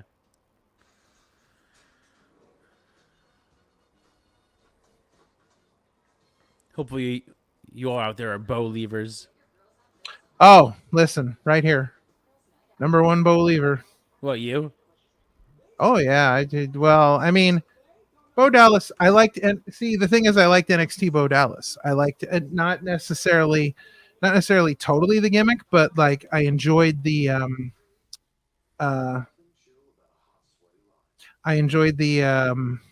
a lot of his matches. I thought he Right. had a very good run. I thought it was just a very good run. Yeah.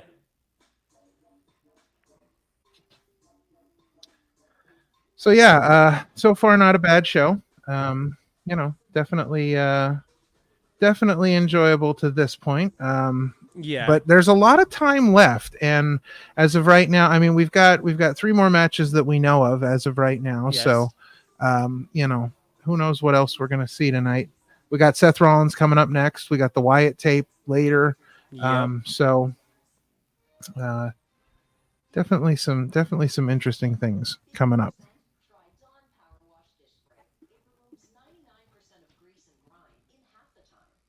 What are your thoughts on Money in the Bank so far? Do you think Money in the Bank's turning out to be a good show or what? Yeah. I mean, I always like Money in the Bank because I like the Money in the Bank ladder matches. That was always one of my favorite parts of WrestleMania.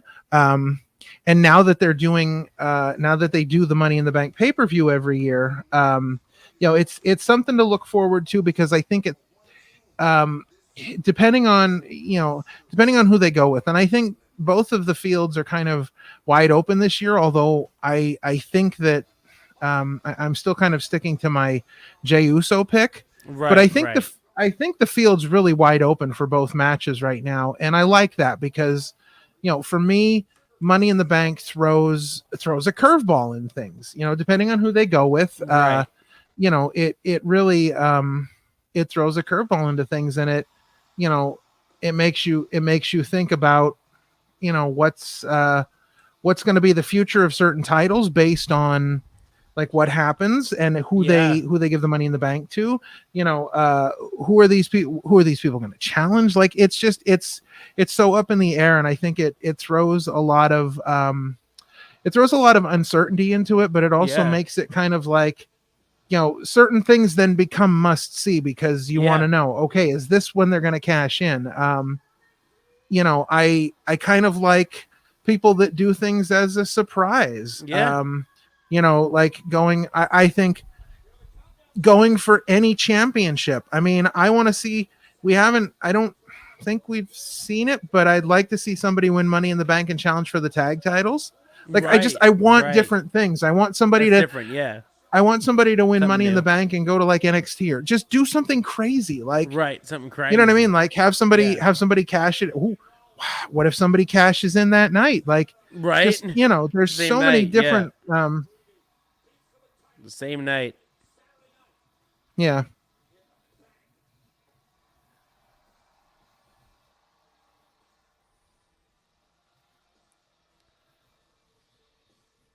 What? Oh, I hate that I'm saying this because you're not gonna like the outcome.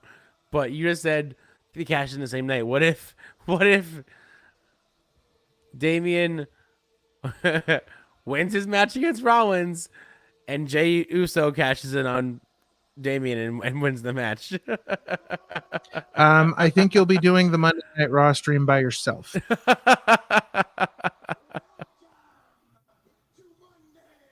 I might end up boycotting. Boycotting. It's gonna be a no eat-a-thon with Ralph. It's just, I hope not. I don't know. Yeah, this with you. I hope not. Oh, yay! Hope Priest retains. Yay! See Henry in the house. He's my backup. Yep. He's my backup. He's got my back on this. No yeet. I just listen. I don't think Jey Uso's the guy. I don't think Jey Uso's ever gonna be the guy. I don't think Jey Uso's gonna get a world title run because I feel like if they would have done it, they would have done it by now. Right. But if he wins the briefcase, then that's his shot in. That's his shot in, but it also doesn't mean he's gonna win. Wow. We have seen people cash in before and not win, and I think, Of course. We could cash in on Cody and win. I don't care. Like, because then, I don't do Friday nights but a great while, so I'd be okay with that if he cashed. He could be your SmackDown champ. You guys can have, like a giant eat love fest on Chilling with the Bros. Right. I mean, you're from Jersey. You have an excuse why you like Yeet. But Adam's in Philadelphia. He's lived in Philadelphia long enough to know that no Yeet. Yeah, but he's also lived in Jersey too, so Yes, but how long has he lived in Philadelphia? Long enough to know no Yeet. Long enough to know no Yeet. I hope Seth Rollins isn't saying anything important because I'm not paying attention right now. DM with the no yeet. Yay! DM with the no yeet. Yay! No yeet. No yeet. Oh. DM with the no yeet. Warms my cold black heart.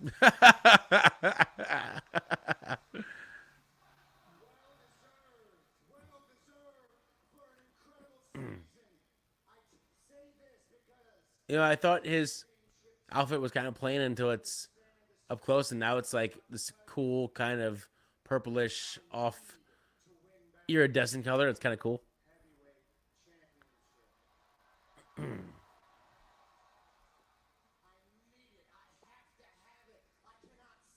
You're not going to win it. I'm sorry. You're not. What happens if he loses and he just cracks again? And he just breaks, and he's just... I don't know. He just breaks. Listen, as long as Man Bun Seth doesn't show up, I'm good with it.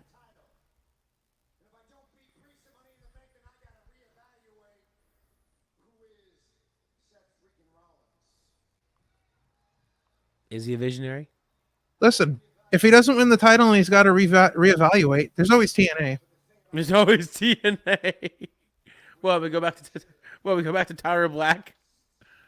He should go back to NXT.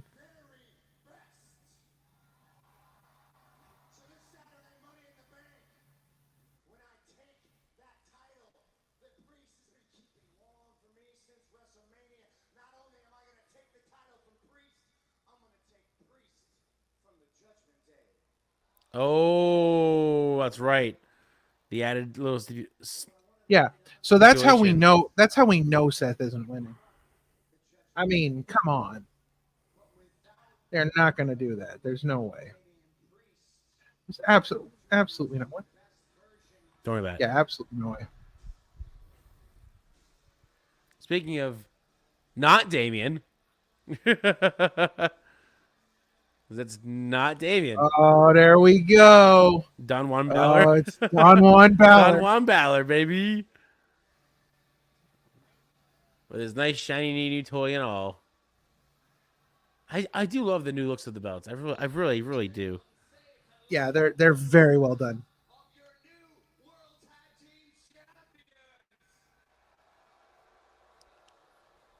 It's definitely better than the old red and blue ones. By far. By far. I mean, the SmackDown ones are imminently better, but these actually look really good as well. Like, it's not.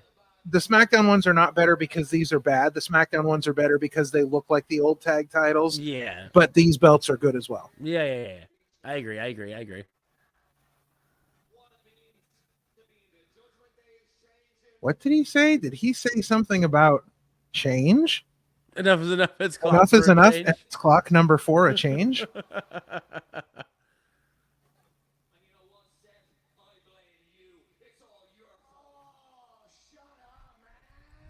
It's always Rollins' fault. It's always Rollins' fault. Rollins is your fault. Always and forever.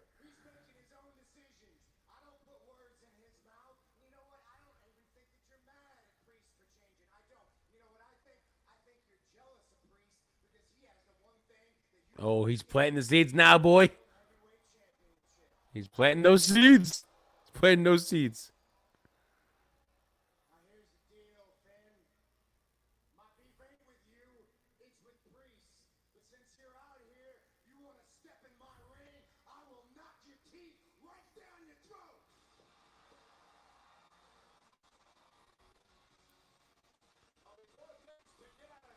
Now comes Priest. I lied. Now comes Priest.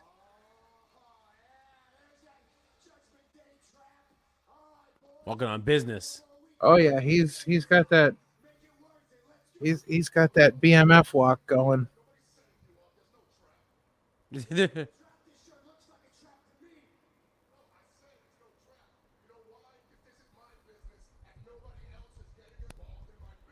Damn. Oh boy. They are planting the seeds for his breakup, boy. I'm telling you. Telling you.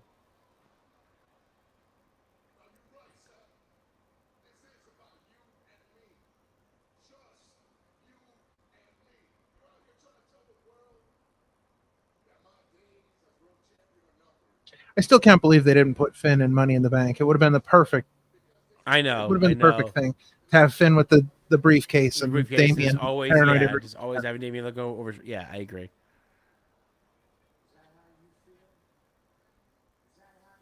Would have made the most sense.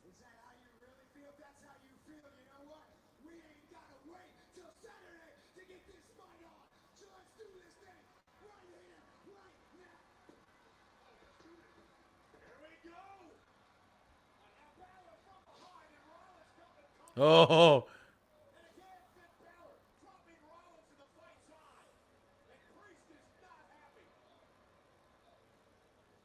Yeah, Damien's not having any of this. Oh, Breeze is like, no, sir. Back away, bro.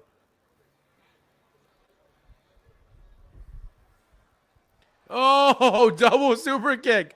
Oh, god damn. Wow. That Wow. that was pretty cool. Wow. That was pretty cool. Oh boy. That was a Yes. chokeslam in that. That was a giant chokeslam. Holy Bout crap. of heaven. Got some air in that one. Heck yeah. Listen, I don't mean this to sound any other way than it's going to sound, but I have always had one single problem with the Judgment Day, and my problem with the Judgment Day is that Finn Balor has always been the bitch of the Judgment Day. Right. And I'm not kidding. Like, Right. it's funny to say, and it's funny to hear, but I'm being completely serious when I'm like, Right. this guy has always been. Because, I mean, think about Finn Balor. Think about Right. like Finn Balor's career. I mean, he kind of got screwed when he had the first Universal Champion because he had that injury right away and he Yep, got yep. screwed there.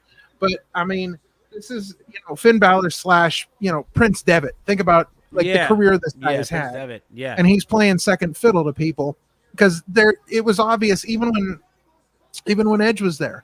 Like Finn Balor was never the leader of Judgment Day. He was never the one in charge. Right. It was Edge and then Oh, it you was see, Damien. check the cups out on the desk.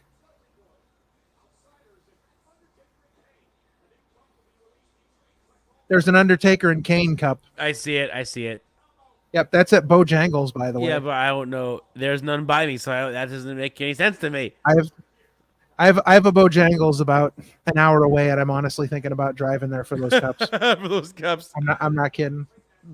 Yeah, give me one and I'll pay you the $10 for I used to have the I used to collect the 7-Eleven wrestling cups. Right. I sold most of them except like I still have one left, I think. What were all the characters that were on there? So the one year was like SummerSlam Cup. So there was Orton, Edge, Triple H. Then there was some video game ones that were like really flashy. Right. I forget which one I had. Hold on. Oh. What's up, guys? We're back to the Parma Show.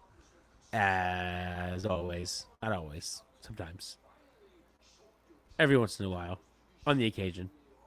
We do the Parma Show where, I just talk, ramble on. You guys listen to me ramble on.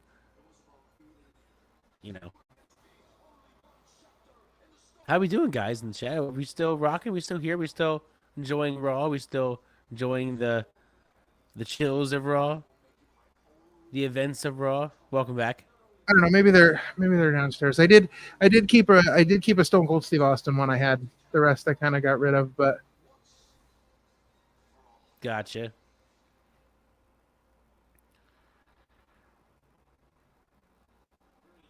And it's time for our women's triple threat qualifier match.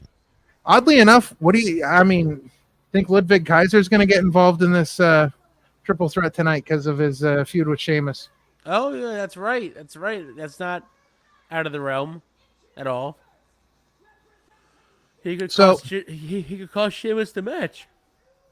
yes, so Dakota Kai has been the one member of Damage Control that has been kind of on the back burner as far as pushes and just getting the spotlight, and a lot of it has been because she's been vastly injured for quite some time. Yeah. But there was a recent video online that was circulating from one of her Twitch streams where some folks were talking to her about that and saying like, you deserve a push and things like that. And she was in legitimate tears about it. She was so like overcome with emotion about like not getting a push and not being able to not really getting that support from WWE. She came in at a time when she came in around the time of like Tegan Knox, like right, and they had their thing, and Tegan Knox is another one that's extremely talented, but has been hampered by injuries that she's just never really gotten the push that she deserved. So it's very interesting. I'm going to take a brief break. I'll be right back. I've got a phone call coming through here, so got it. And we're back with the Parma Show. Sorry, I'm stupid. But yes, Henry, you're not wrong. You're not wrong. I get why you think that. You're not wrong. I don't know if she's doing hers right now, but if she is, go say hi real quick and tell her that it was from Parma, from Opinion City. I know she usually does Finding Fashion. If she is, go give her a quick hey. If she's not, still go give her a quick hey. I don't know.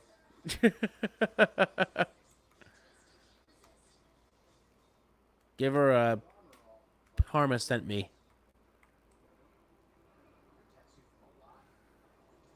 Yeah, I don't see it. All right. Well, if she was on, I would say go say hi. Because she's doing the thing too. And she loves fashion. And if you want fashion takes, go get her fashion takes. That's my bit. Support everyone. That's the bit.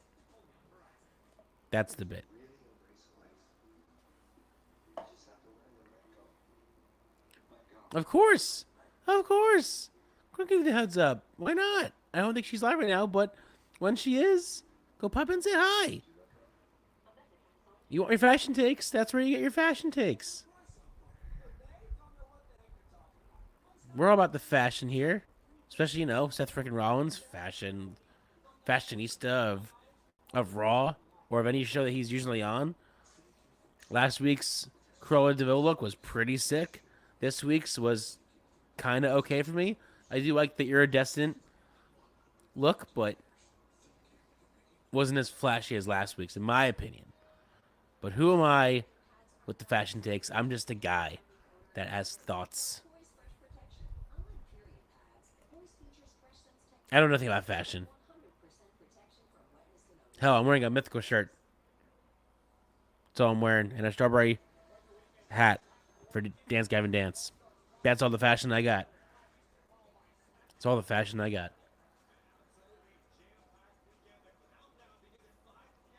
Look how crazy it is this weekend. We got Money in the Bank kickoff at 5, SmackDown at 8, the countdown on Saturday at 5, the Money in the Bank at 7, and then the post show. Then Sunday's the Heat Wave at 7.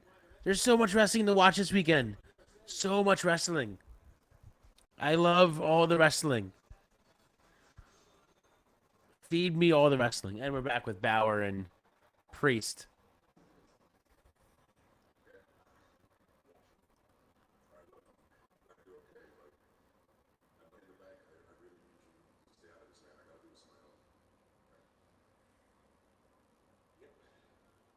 Yup.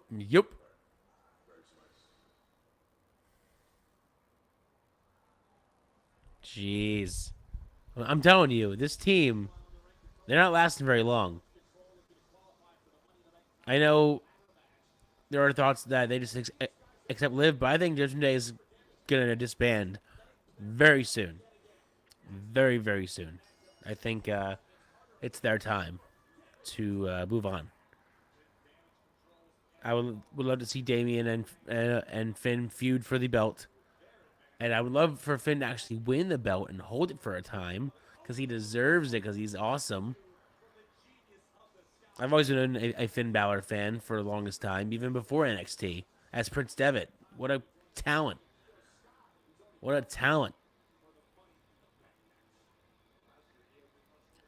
All right, who do we got for this match? We got Zoe Stark, Ivy Nile, or Dakota Kai. I know who I want to win. I want Dakota Kai to win.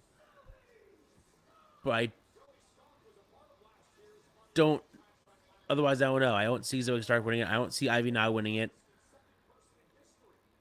Dakota's, for me, is the only obvious winner of this matchup. That's just me, though.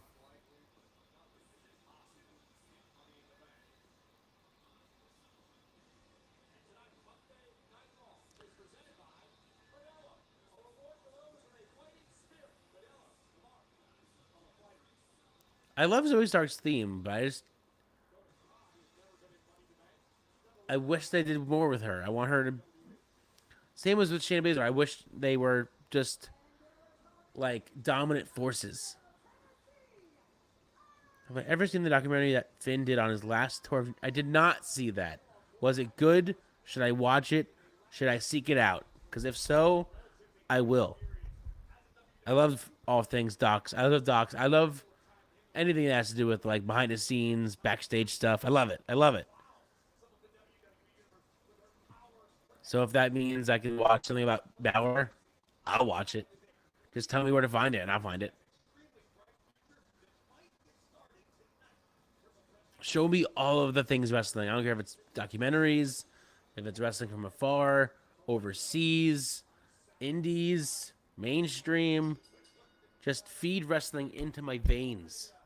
I'm just a wrestling fan. Through and through.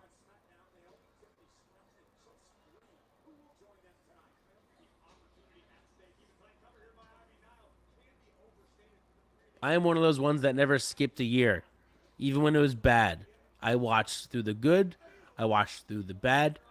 I watched through it all.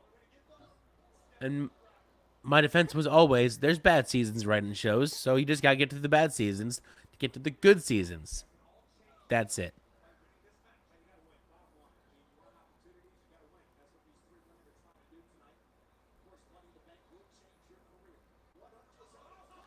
Yo, that was different. How did that even work? That was weird. A weird kick.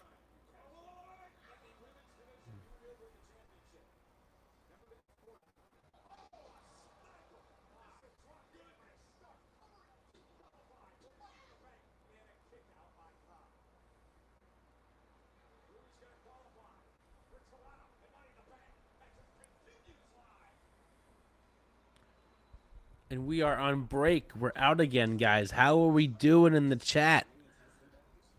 How are we liking this long and arduous Raw?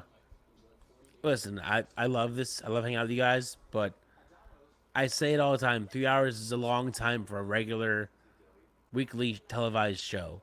And I sincerely hope that when they go to Netflix in January, they decide that Raw becomes 2 hours, and I will be okay if they make SmackDown 3 hours. As long as one of those shows is 2 hours, I will watch it. I mean, I'll still watch probably the 3 hour SmackDown if that's what they do. But still, I want...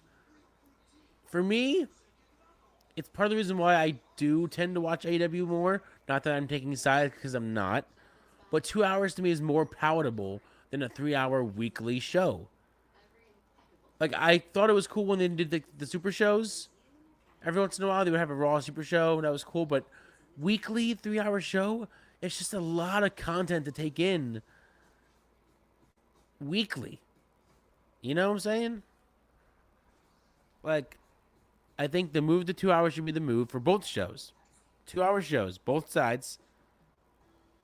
I wouldn't even be upset if they made NXT 1 hour. Do NXT 1 hour, Raw and SmackDown 2 hours. perfect. Because 2 hours to me goes a lot faster than 3 hours. 3 hours feels like sometimes it can be a chore if the show's dragging or not making any big moves, you know? Hi. Hey, I'm back. You're back. I'm back. What's up? I don't know. Where do I find this documentary? I was asking the same thing. Okay, Yes. good. Tell us where to find it, Henry. Yes. Where Tell us is it? where to find What Blockbuster video do I go rent it at? it. Just saying. Just saying. I am. We want to know so we can watch it. You're asking us to watch it. Yes. We'll watch it. Yes. But where? But where? Yes, indeed. Where? Because I would love to learn more about Prince Devitt and that whole the whole thing. Yes, Plus, exactly. when he was Prince Devitt, he would do his whole body in face paint, and he had like one like Venom, he had one like Carnage, and they were so cool and so creative and so awesome. He had one, I think, like Punisher too, and that one was sick too. Indeed. Like I loved the Demon. Don't get me wrong, but I loved that when he was sort of the Demon back as Prince Devitt, he was a different version every time. It was never the same every time. Yeah. That was always very cool. Do you think we'll get the Demon back soon, or if at all? We'll probably never see the Demon in WWE again. I feel like the Demon gimmick was pretty much done with the match with the Hell in a Cell with Edge. I feel like that was like the big like finish. The last of it, if you will. Yeah, I think so. I just want to see a Demon where he's like the Judgment Day colors, but Demon like purple and black, not the red. Yeah. I would be very curious to see if That'd they be have like a I would be down for that. Yeah. I'd be curious to see how they evolve that Demon as like the Judgment Day version of the Demon. Yeah. Go all purple, go all black. Certainly. That'd be neat. I'd be down. I was saying while you were gone, I don't see anybody other than Kai winning this matchup right now. I don't see it being Zoe Starks. I don't see it being Ivy Nile. Maybe. I don't know how I feel about them actually, pushing Dakota Kai. I don't know if they're finally gonna do it, but maybe anything's possible. But I think if we're going by process of elimination, I think it's gotta be her at this point. Right. I would think so. Yeah. Even though I will say, Niall's been doing pretty good in this match. Doing pretty good. Mm-hmm. It's a pretty cool spot so far in this matchup.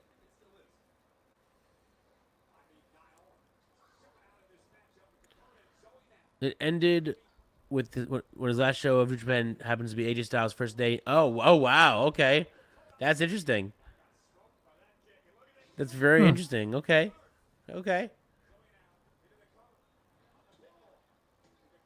What year was that? Wow. Was that like 2012? 2011?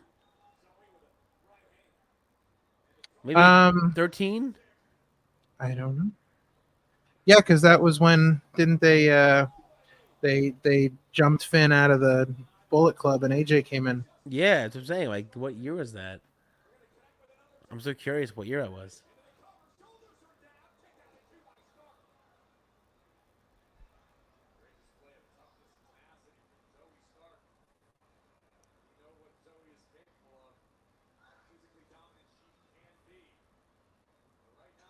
Oh.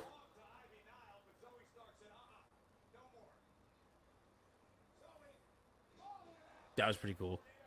Down with that. Jesus. That was a crazy move. I never saw one. God damn. I really thought that was going to be it. Same. That was a our crazy moment. move. Yeah. That was crazy.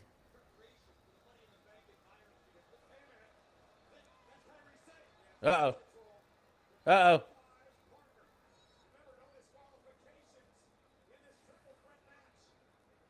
Could this be the start of the breakup?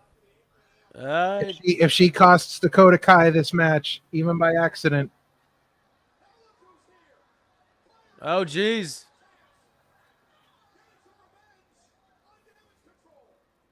Oh, wow.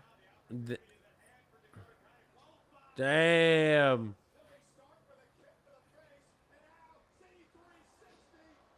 Zoe Starks is going to win it.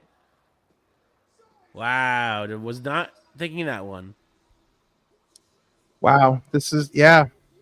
I think we're going to see.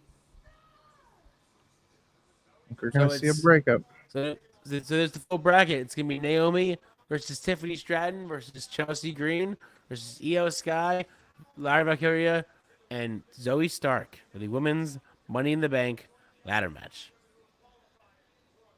Who do you got? Oh, boy. What's your pick out of that graphic right there? I'm thinking Stratton. I'm thinking it's Tiffy time. Give it to Stratton. I hate to be like this, because if I had my choice, it'd be Chelsea Green, but I think it's going to be the Bird Lady. The Bird Lady? Yep, I think it's going to be the Bird Lady. Wow. I think they're going to push her. Okay. Oh, it's time for the clip. It's video time. Silence.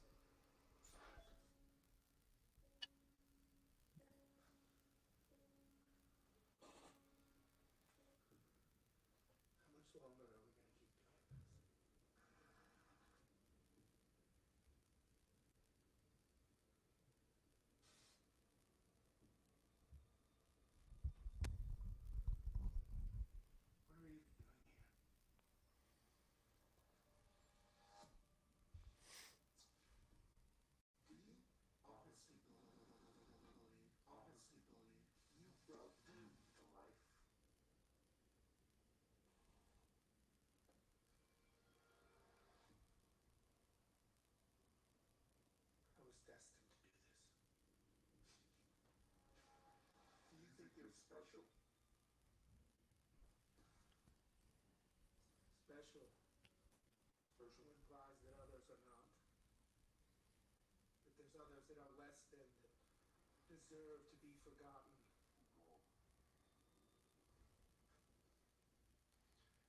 We're the ones that everybody wanted to forget about. We're the ones that everybody abandoned. We made them notice us. There you are.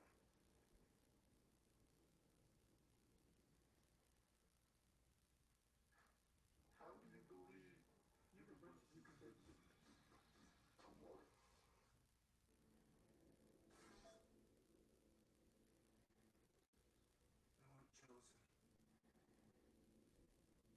Just willing. Clay in the hands of the potter. Died to the flesh to become something beautiful. They've become a family.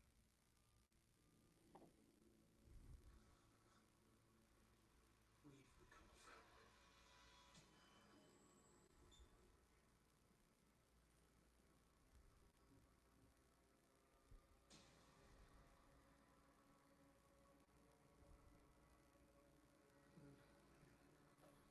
And now there's false prophets parading, belittling their family for their own gain. It's disgusting.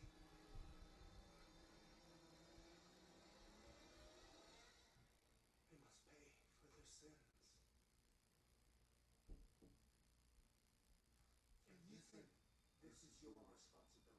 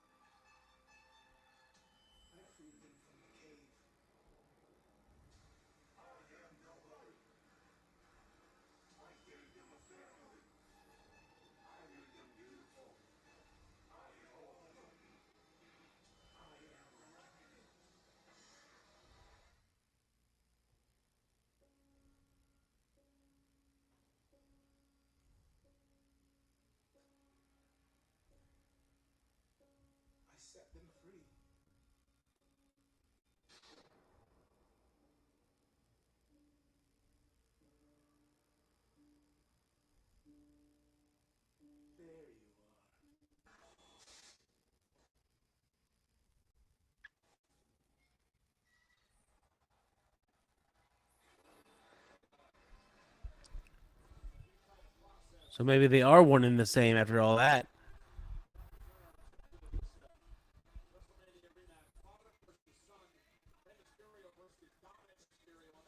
I think that's more evidence that they're not one and the same. I think that again. That's what I'm saying. Like that's what I said. That they're not one and the same. Or no.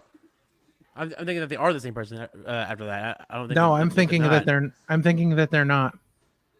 I don't know that pretty much explained to me that Bo was talking to himself. But that pretty much explained to me that Bo was talking to a separate entity created by his mind, just like the Fiend was a separate entity created by Bray Wyatt's mind. No, but I'm saying that it's still Bray as Uncle Howdy, though. No, I'm saying it's not. I don't think it is.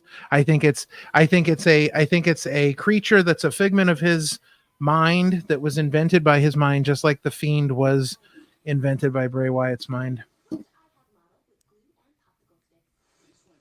I agree with that right there. Yeah. Crazy.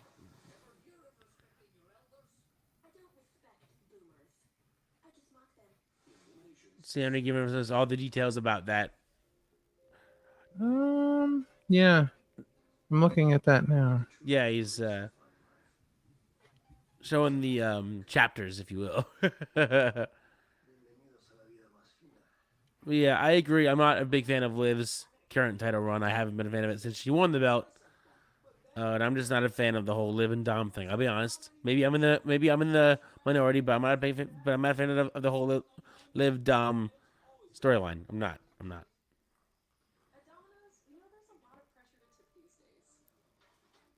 It has its moments, but even the moments are like, okay, it's gone already.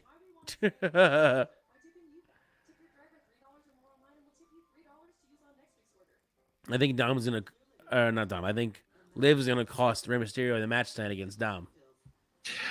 Oh, I think so too. Yeah, I think that's. I think in support of Dom. Liv's gonna cause some distractions and cost Moo Ray the match. I definitely agree. I think it's coming.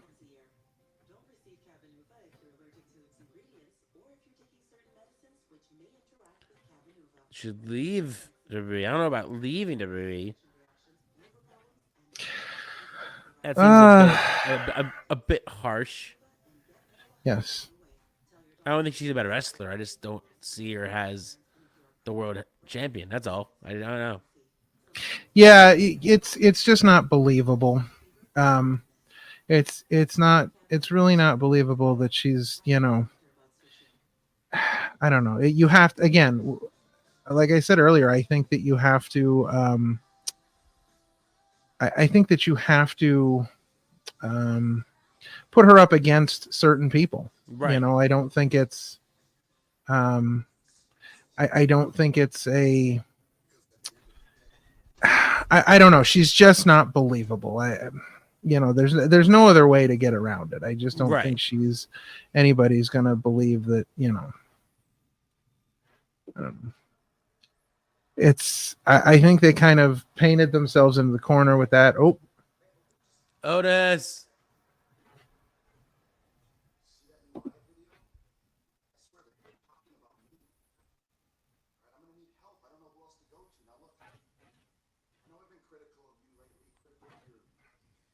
Don't give in, Otis. Don't give in.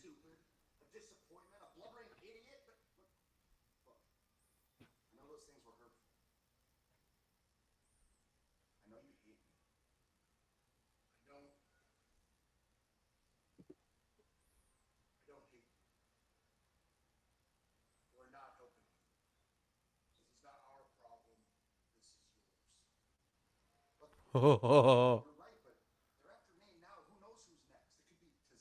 Tell him.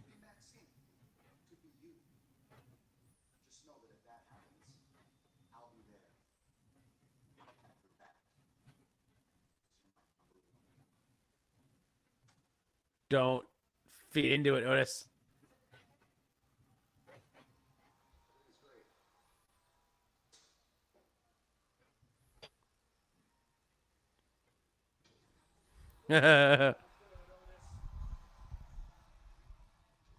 Henry says, "Do you guys ever think he will lose his mask in WWE?"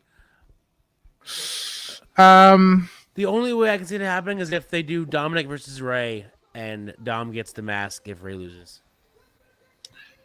I don't honestly see it happening. I mean, I don't know. It's definitely possible, but I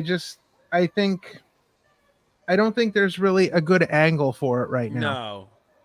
Like I said, the only angle I can see is if they do one last Dom versus Ray match play. It's mask versus whatever, and Ray I think has to lose the mask.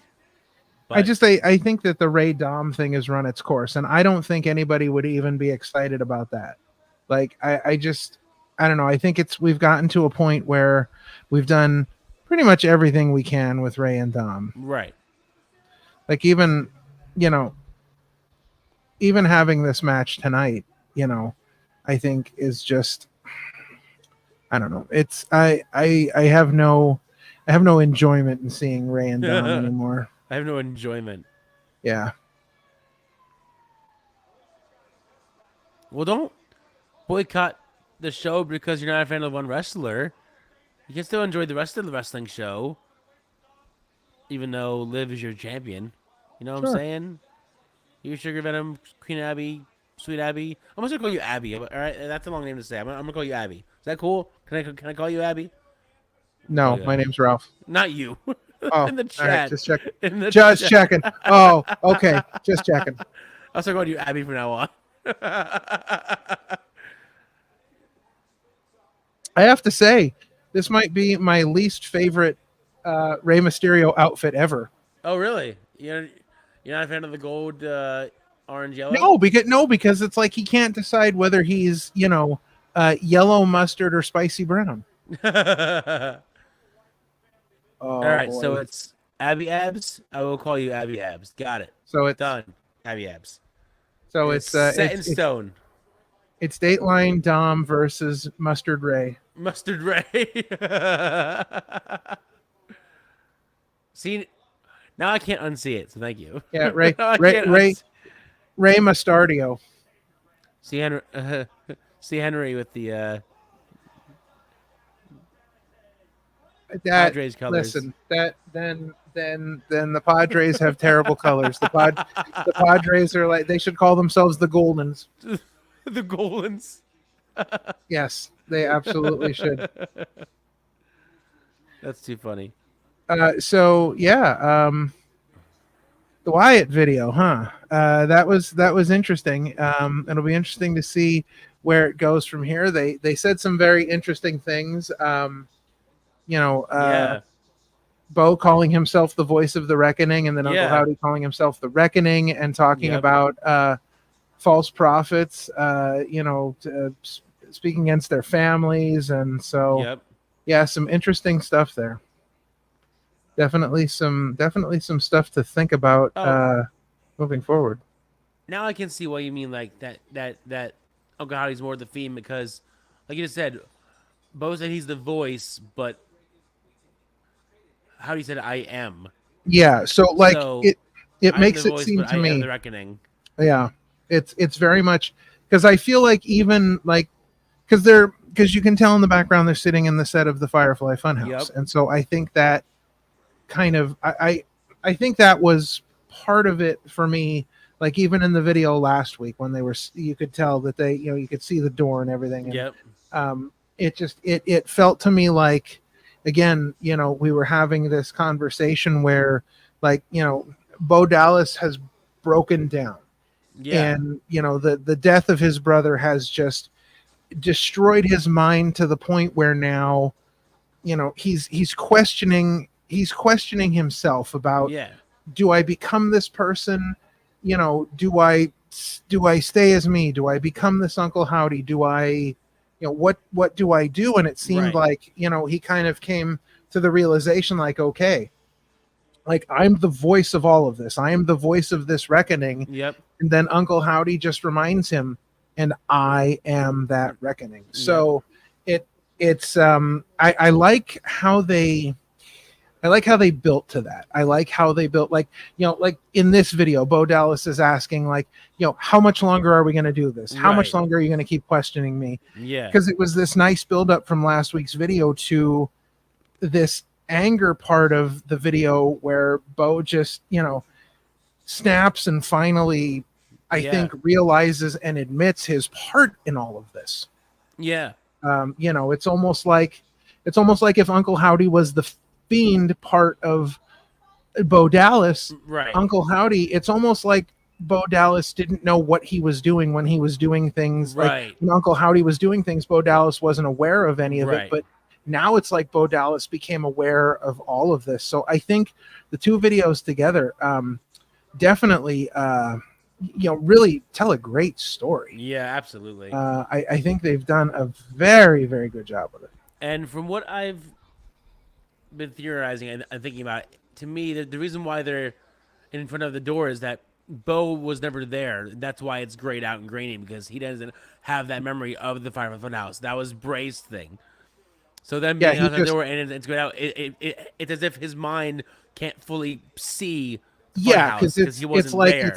it's only what he knows or what he's seen of it, like on TV, or so he's trying to he's trying to reconstruct that in his mind. And so he's got, like you said, even if the lights came on, I think you would just see like bits and pieces of it. You wouldn't see like the whole thing. So yeah, I think that's a really good thought. I agree with this sentiment as well. I feel bad for R-Truth as Liv Morgan getting involved was just too much. Terrible. Yeah. Definitely not good. So R-Truth is a national treasure and should be cherished. Yes, exactly. Yes. Someday when he gets inducted into the Hall of Fame and he gets up there and he gives a speech for winning, Slammy of the Year. If his speech isn't about the opposite thing where he goes, "My bad. That's my bad." That has to be his speech. There he goes. That's part of it. Yeah. That's the part of it. He's like, "Thanks for giving me this Slammy award." Wait. Yeah. It's not a Slammy. Oh, it's the Hall of Fame. Oh, it's my bad. My bad, guys. My bad. Bye. Yeah. But yeah, they definitely. So what do we think about Damage Control? Are they breaking up? Is it coming? Was that the beginning of the end? I don't know if that was maybe like an early tease, maybe like an early onset tease of what it could be. I think that's the start of it. I think that's the start of their demise. Yep, I think because I think it's been coming. Well, I honestly thought it was going to end when it was all about Bailey. I thought that was going to be the end of it because Bailey was kind of the leader of the Damage Control. And then when she left, I thought that was going to be it. But then Io kind of took over, or Dakota kind of took over. But then Io kind of took over. I don't know. There's no real leader right now. They're just kind of all together. I don't know. No, there definitely isn't. There's no de facto leader right now. There's just, hey, we're still together as a group. Yeah, definitely. I don't know if they were the best tag team champs. They were good. I don't know if they were the best. Just saying. Yes. They were good. It was, again, the whole thing I think was to get R-Truth his WrestleMania moment, which it was. It was a great moment. It was great. Great moment all around.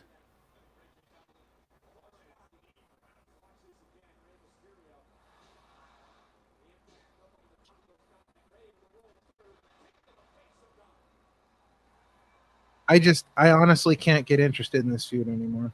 Oh, hey, exactly. Lots of rematches. Like, a lot of rematches. How many weeks in a row did we go seeing some version of New Day versus Imperium? Yep. That got, older than they love something old. Rematches. I don't know. How many times now have we seen New Day and the Final Testament angle, whatever the hell. Yeah. Yes. The Final Reckoning calling. The final angle. Yes. Yeah. I have no interest in this. I don't look. I'm all about like because I do like the Dom angle because I think it's gonna build to something really good with Liv in the Judgment Day, and Right. then Rhea comes back. I think it's building to something really good. So I like that. I just don't like that, to get that to get there, we have to have, another Dom and Rey Mysterio match. Right. It should have been, WrestleMania 39 should have been enough. That should have been it. Right. I mean, I know they're always going to have, something going on between the two of them, but we don't need more matches. Yeah, no, I agree. I think sometimes they run out of ideas and they throw matches together that are just like, hey, remember this match? No, you Indeed. don't, but throw it out there. Well, and I thought they were getting better with that for a while there, but I mean, I think it's not that this is. It's not that this is. Oh, no. Yeah. Oh, no. Oh, here it comes. Is Dom gonna fall prey finally? Nope.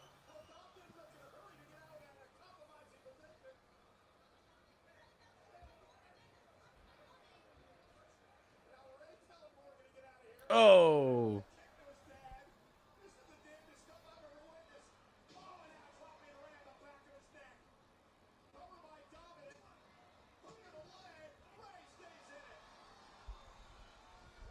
Michael Cole said, "This is the damnedest stuff I've ever seen," which we know is a lie. Yeah. The man's been calling WWE for 600 years. If that's the case, I want to know what serum he's taking because I want to be that long. Come on. I want to see Zelina Vega and Liv Morgan next week in a cage. In a cage. Yes. Rage in a cage. You want to talk about missed opportunity? AEW missed a huge opportunity in having Adam Page versus Christian Cage versus Brian Cage versus Ethan Page in a cage match. They didn't do any of that, and they had all the names there to do it, and then Ethan Page left, and they lost the chance.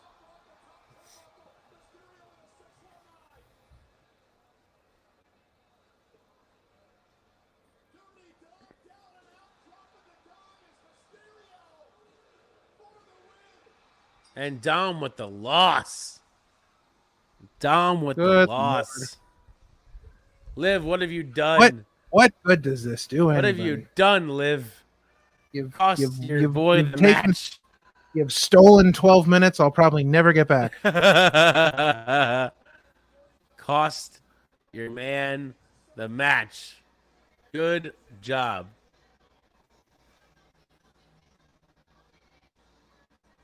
What are you doing?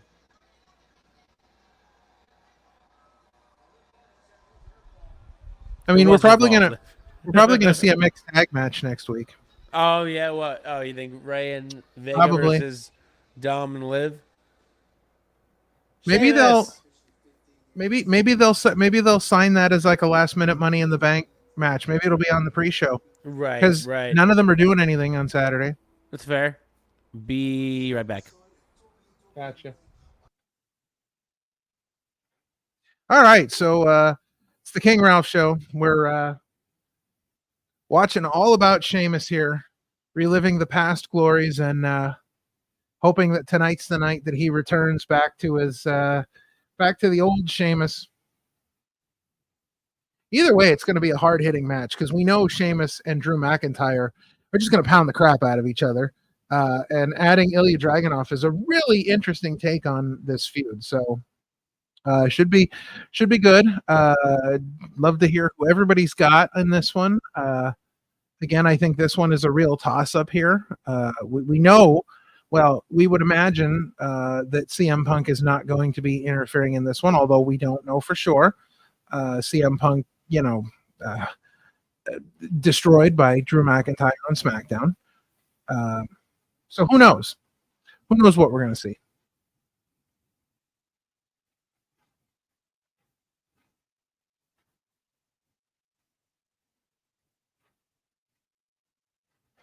And he's not wrong about this banger after banger thing because, Sheamus is quality all the time. So at the very least, this should be a very entertaining match.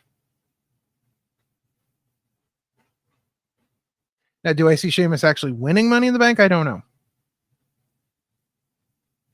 I'm not even sure if I see him winning this match, but interestingly enough, we're getting some Sami Zayn time apparently, as we like to call Sami Zayn around here. It's Captain Sweatpants.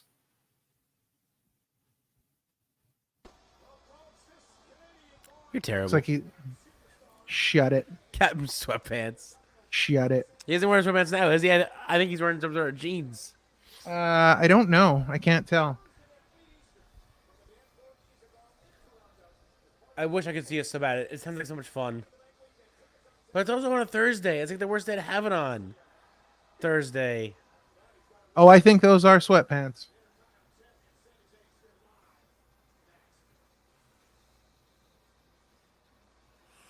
When you look at the bottom of them, they've got sweatpant like cuffs. Sweatpant cuffs. I don't know what he's doing, but he's out there. He is out there. He is out there. Oh. We also got NXT on Sunday. That's what I'm saying. It's a whole weekend of wrestling. I forgot all about that. You got SmackDown, you got Money in the Bank, and then you got Heat Wave. You have a whole weekend of wrestling.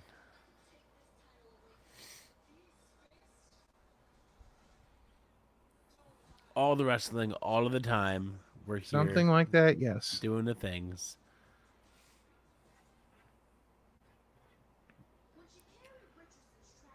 You saw our shirts, you saw our merch, but we cannot forget, get the Wild LLC shirt.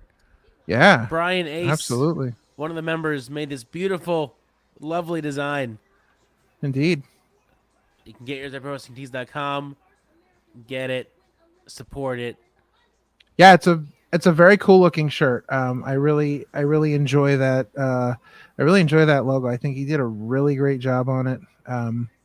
It's always interesting to see when wrestlers have talents like that outside of the ring, where they can be making cool graphics and all that stuff. I like it a lot. Yeah, very cool.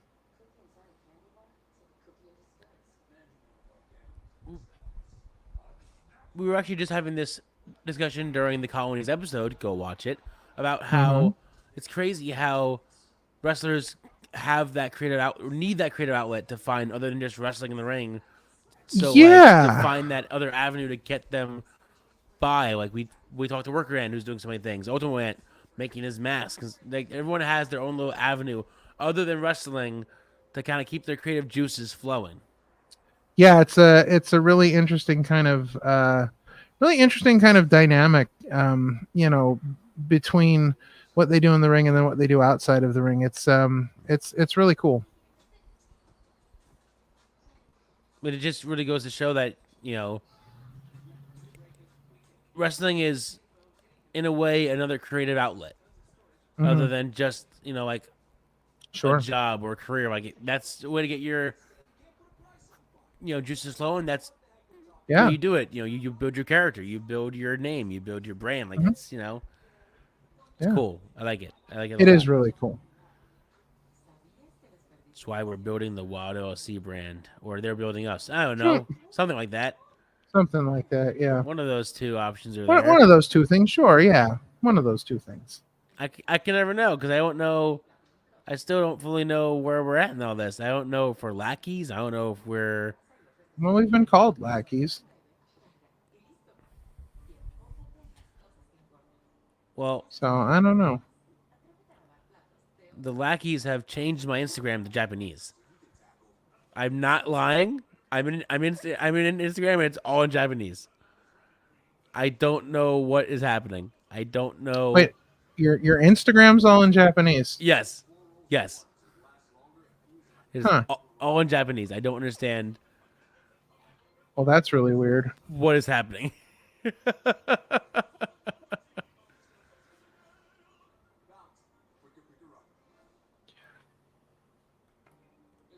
I didn't change settings that I'm aware of, but I'm like, why is this all in Japanese? Mm-hmm. All right, we're back. I don't know. We're back and we're not in Japanese. Okay, good. I don't know what that was, but that was really weird. Mm-hmm. That is weird.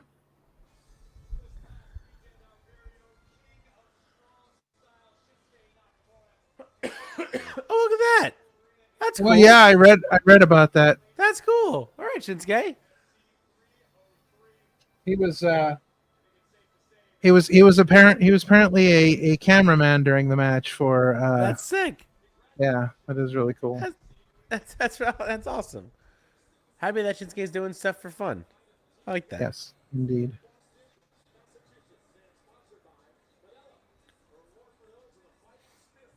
You know it's starting when they're already sponsoring beer.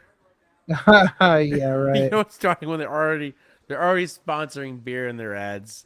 They're not even on Netflix. They're like, hey, sponsored by beer.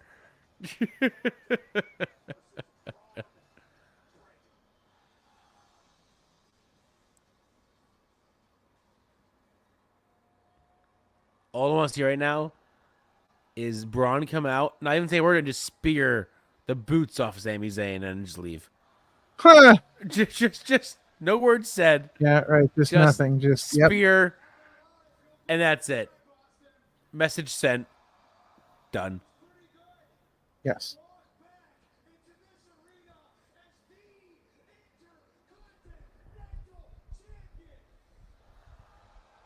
It's too bad you're gonna lose it in 4 days, 5 days. Yes.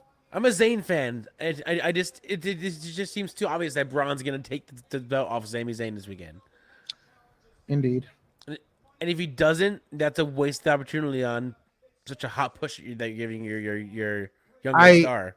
I think so. I think that's the big thing here is that it's a giant push that they cannot screw up. Yeah. Like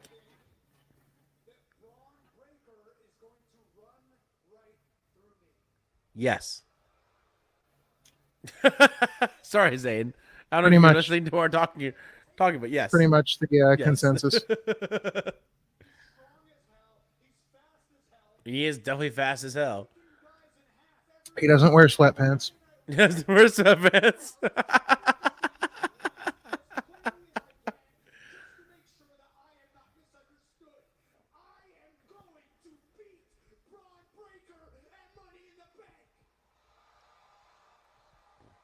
You can listen. Well, he's certainly enthusiastic about it. You can yell at me all you want, but I don't think you're gonna win. Sorry. Yeah, yelling doesn't help. Yelling isn't making it any better. Here we go. Here we go. Come in, wreck it, and leave. No promo. Don't say a word. I'm telling you, just come in, wreck him, and leave. I'm surprised nobody's used the ladders yet. That they have not been involved in anything. Well, maybe Rollins climbed one, but he didn't use it. Maybe that's maybe they're saving that for the men's qualifier. Right. I mean, that's not a bad idea. Yeah, if Braun says anything here, it's a mistake. You're right. Oh, he's got a mic, so yeah, he's going to screw it up. Yep.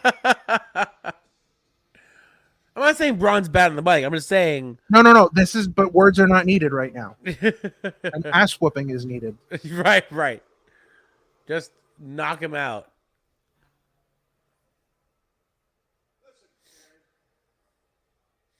You gained a little bit of my respect last week because everyone else back there is afraid of me. They see me coming in the hallway, they turn around, they go the other direction, but not you.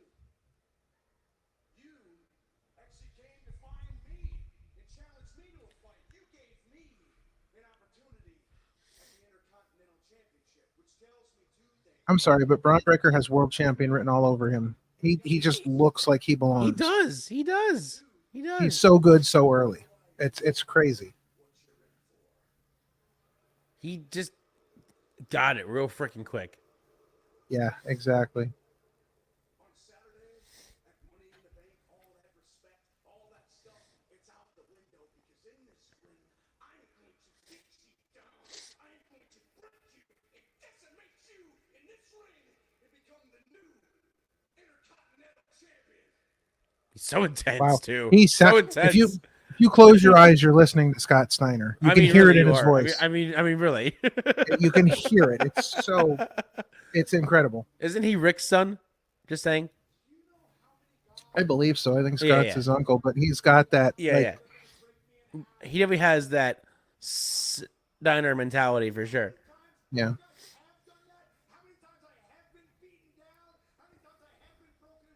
Yes, he is definitely Rick Steiner's son. There you go. But I mean, still, yeah, it's just. I think it's going to be a great match. I think this could steal Money in the Bank. Oh, without a doubt, without a doubt. It's gonna be a great. It's gonna be a match for sure. A very good match.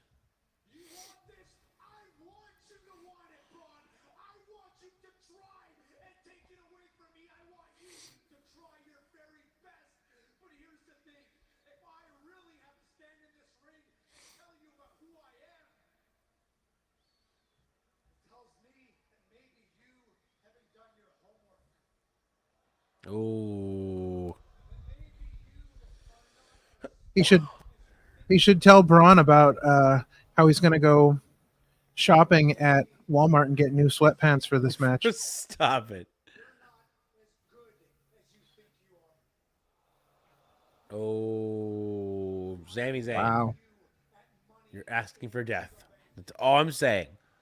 So you're asking for death.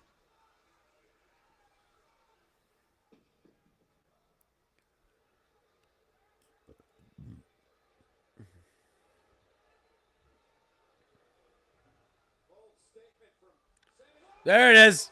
There it is. There it is. That's all I want to see. That's all I want to see. That's all it's going to take on Saturday. Like, he hits that on Saturday. That's it. It's over. Runs so freaking fast, dude. So freaking fast. Well, as you've just seen during this promo, Braun Breaker is here over on the overcooked side of the degrees of pork doneness. Very soon, we'll have another example of that. And of course, before we get to that, we want to thank the National Pork Producers Council for that graphic. Told you it's never going to get old. Oh, Jesus. Oh, he's holy crap. Oh, holy crap. Hit that hard. Holy crap. Braun Breaker might be legally dead. He went so fast into those steps. Holy moly. Wow. His head and his shoulder might have separate concussions from the that. Speed he went through that steps. My word. He really is so fast. But see, if this isn't telling me that Braun is winning, I don't know what will.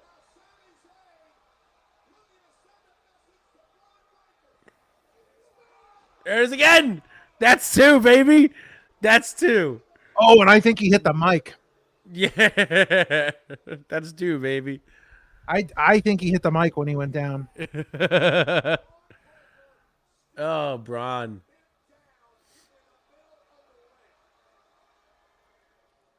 He just looks like he's just right there. Like he just fits right in. Like I'm so for Braun Breaker right now. Like yes, feed me more Braun.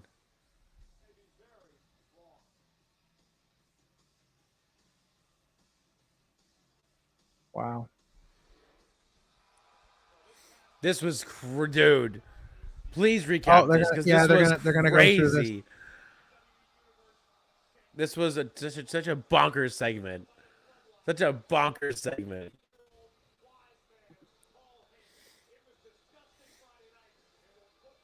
Heyman is so good at what he does. Oh, he absolutely is. From what I heard, he didn't sleep just to look that disheveled for his part of that night. Like he made sure that he looked disheveled. Oh yeah. His eyes were bloodshot. His beard's up was unkempt. His grazers were showing again. He was just in rough shape. Oh yeah, man. Yeah, he was. Yeah, it was crazy. There's just, I don't know. There's no other words for it. It was just insane. Like they're building this as the biggest babyface comeback Mm-hmm. in a long time. Reigns will be the biggest babyface that Vince has wanted from before he turned heel. It'll be real interesting to see. Be really interesting to see how they bring him back in what fashion. I really think that, you know, I don't think he's coming back alone. I think that we may see him either maybe SummerSlam, or maybe the night after SummerSlam. If not, maybe the September pay-per-view, because I think that they're gonna be building. I think that they're going to be building something for Survivor Series. That's my thought, because then obviously they're going to be building whatever plans they have for Reigns for Mania next year, which by all accounts, I think if they don't do Roman Rock next year, like, what have we been doing all this for? What have we been leading into? So I think that's kind of where they're heading with everything. So I mean, we'll see what happens. I could be right. It could be completely wrong, but off the mark. Who knows? Yeah, who knows is right.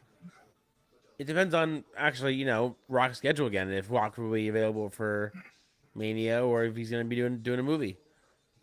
Yeah, well, and I think, you know, the fact that he's you know, in the position that he's in now with TKO, I think it's probably something like that. I think is going to be much more of a priority to him than it maybe was before, right? Because this is like this is the culmination of a huge, you know, multi-year storyline, and it's WrestleMania. So I feel like this is the right time now. I think he's putting, you know, enough of his eggs back in that WWE basket, you know, being with TKO, and I think that's where it's going to end up.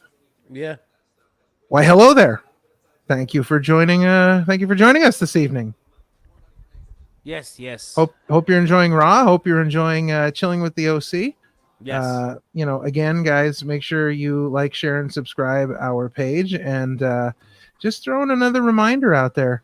Join us on Discord. We have a great time on Discord. Join the community. We're just one big community. We're fun. That's right. We have fun. We have fun. That's the biggest thing. There's a little bit of things for everybody, not just wrestling.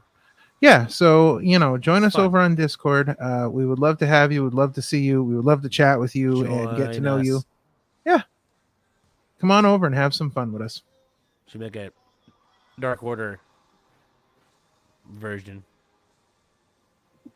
It just says, join us on the back. Yeah. Join us.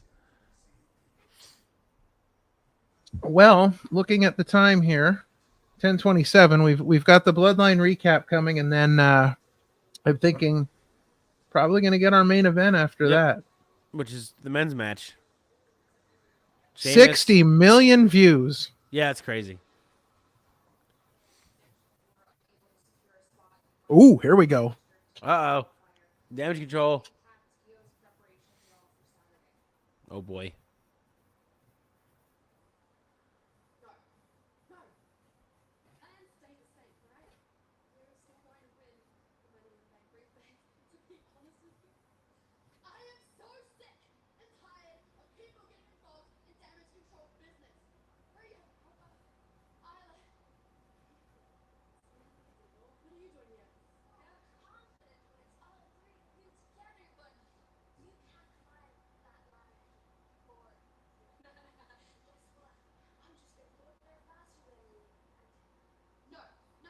It's Bird Lady.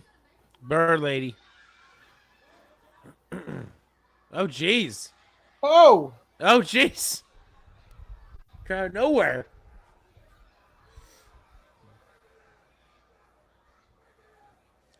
I love that Adam's only there to yell. And you never see Adam, he's just yelling at everybody. He's never there to do his job, just to go yell at somebody.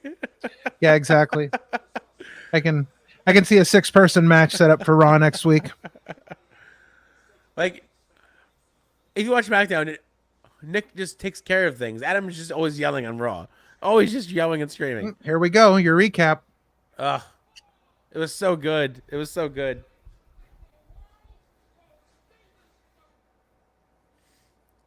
He did every motion. I love it. The handshake. Oh.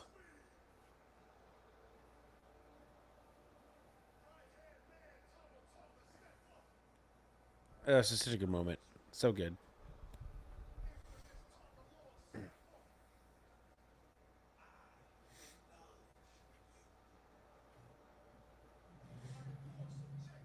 Camacho giving him the acknowledgement.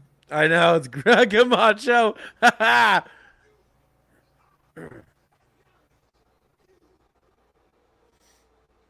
Heyman just looks so good at being so miserable.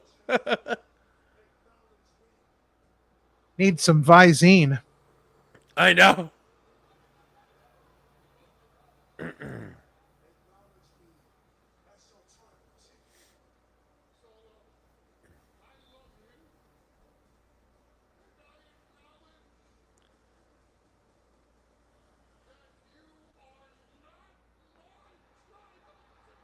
So good. So good. So good. Oh, God. And then he got the tar beat out of him. The tar. Sonya does not like Paul Heyman, so she was okay with this. I said no. Not okay with this at all. Not okay. Heyman is a national treasure. Should be cherished. Not thrown through a table at his age.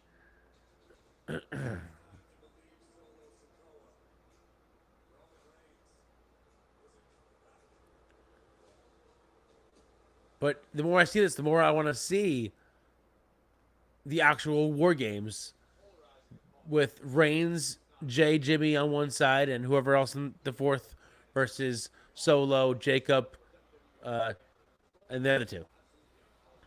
I absolutely cannot believe that they did that. You not believe that they did that.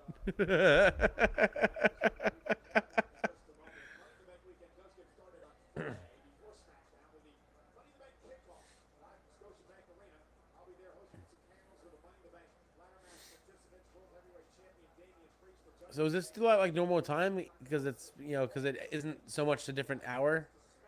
Is it still airing at like at night? What is there? What's that? The show is it on normal time this year or? Oh yeah, because Canada? we're in the we're in the I think we're in the same time zone. All right, cool. Pretty sure. Crack research team is on it. Right. Look it up. They're checking that out for us. Do the research. 7 Eastern it starts. Got it, So okay. yes. So 7 Eastern will be So pre-show. Like an hour ahead.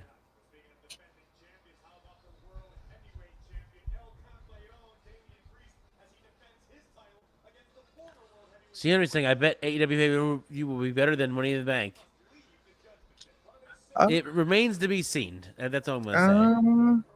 Yeah, I don't know. I mean, it seems like the AEW pay-per-view went over very well. But Money in the Bank could be a banger. We don't know. Yeah. I will say, looking at that Money in the Bank card, the show's sponsored by Wheatley Vodka, Prime, and The Boys. Two of the most not rated G things. The Boys and vodka. Yes, but Wheatley Vodka is Cody Rhodes' thing. Oh, is it? Yeah. It's on his tour bus. He's in their commercials. So that's a Cody Rhodes thing. And of course we know Prime is a Logan Paul thing, and The Boys is a little surprising though. The Boys, because The Boys is not a rated G anything, it is the most rated R show I've watched. Well, so for two reasons, I think one, they're in a huge battle with Fox right now, right? Because of all the censoring, Yeah. and number two, they are planning on PG. Once they hit Netflix, PG era is over. So I have a feeling like they're kind of building up to that with little things like this. Yeah. And obviously, the stuff with like Wheatley vodka and all these, this is all TKO influence. Oh, but again, I mean, of course, it's. I think it's well. I think it's well within what they should be doing, because I feel like when they take Raw to Netflix, I don't want to call it like another Attitude Era, but I feel like they're going to be targeting a slightly older demographic than, and maybe SmackDown will start to target a younger audience because they're still on USA. Right. I would not be surprised though to see, like the entire family of WWE product eventually end up on the same streaming service, right? Because I think what's going to really determine where they end up is going to be the streaming rights for the network, because once that expires with Peacock, there's going to be I am guaranteed there's going to be a massive bidding war for those rights, and it's not guaranteed that all that WWE stuff is going to stay on Peacock, especially if Netflix is really in the game now and really putting out that money. I mean, you still have like replays of Raw and SmackDown are showing up on Hulu. Yeah, like, so they're kind of all over the place. So I think that there's going to be a huge bidding war for those PLE rights and the network rights, and I think wherever that goes is going to be a massive contender to kind of rope all the WWE product in together and get them on one streaming service. Yeah.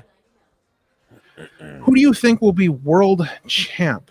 Netflix. Oh, it's an interesting question. Good so question. Let's see. So that's January of next year is when you move over to Netflix. So let's see. Yeah. So let me see if there's. Let's see. And by that point, the Rumble will be that February. Yeah. So whatever happens. Let's look at the schedule here for a minute. Let's see if they. All right. Let's see here.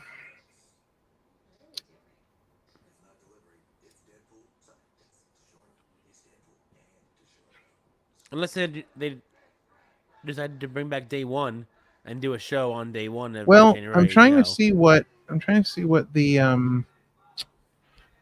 the pay-per-view is in December. Right. Which unfortunately isn't up yet. No, the WWE website only has through November right now, but let me see if there's, because sometimes they release a PLE schedule. Right. Let's see now. So this is 2024. All right. So let's get to the end here. So we are looking at, they have not announced anything for December yet. Survivor Series in November looks to be, because they're doing Crown Jewel at the beginning of November. So Survivor Series might be at the end of November. It might even be in the beginning of December. Right. Based on the fact that they're doing Crown Jewel at the beginning of November. But I don't know. I have a feeling that I don't know if I see Damian Priest losing the title. I think it's more likely to me that Cody Rhodes drops the title before Damian Priest does. Yeah. So I don't, you know what I mean? Like, so I don't see Damian Priest losing the title for a while. So I don't know. I think Damian Priest will probably be champ. I don't know if that's true. I think back to that. I think we're at the point. Yeah, I think we're at the point where that's going to be a Those big days are selling over. point for whoever ends up with the rights, whether Peacock re-signs them or if somebody else picks them up. I think Right. the fact that a subscription to that service gets you all of the PLEs is the big Right. selling point now. And honestly, I think before we would ever see WWE go back to charging for PLEs, I think we'll see AEW stop charging for them and get a streaming Right. service. Yeah. And then, Oh, here we go. Jey there's Uso and Monday, Chad just- Gable. Yep. Winner gets the Fireflies and the ass whooping. And there's the match that you just said it was going to There happen. it is. 6-woman tag Wow. match. Damage control against 3 women I don't care about. Wow. Damn. Carter and Chance. Listen, I've said Damn. from day one I don't get Carter and Chance at all. I Right. don't think there's anything great about them. I don't get their gimmick. It's like their gimmick is like we took time off from the rave to come wrestle. I mean, it's literally their gimmick. Jesus. Yeah, so this match isn't going to go on too long. Oh, Drew McIntyre gave Michael Cole the bracelet he stole. Oh, jeez. Here comes Ilya. Wow, some dude in the crowd's going ape shit.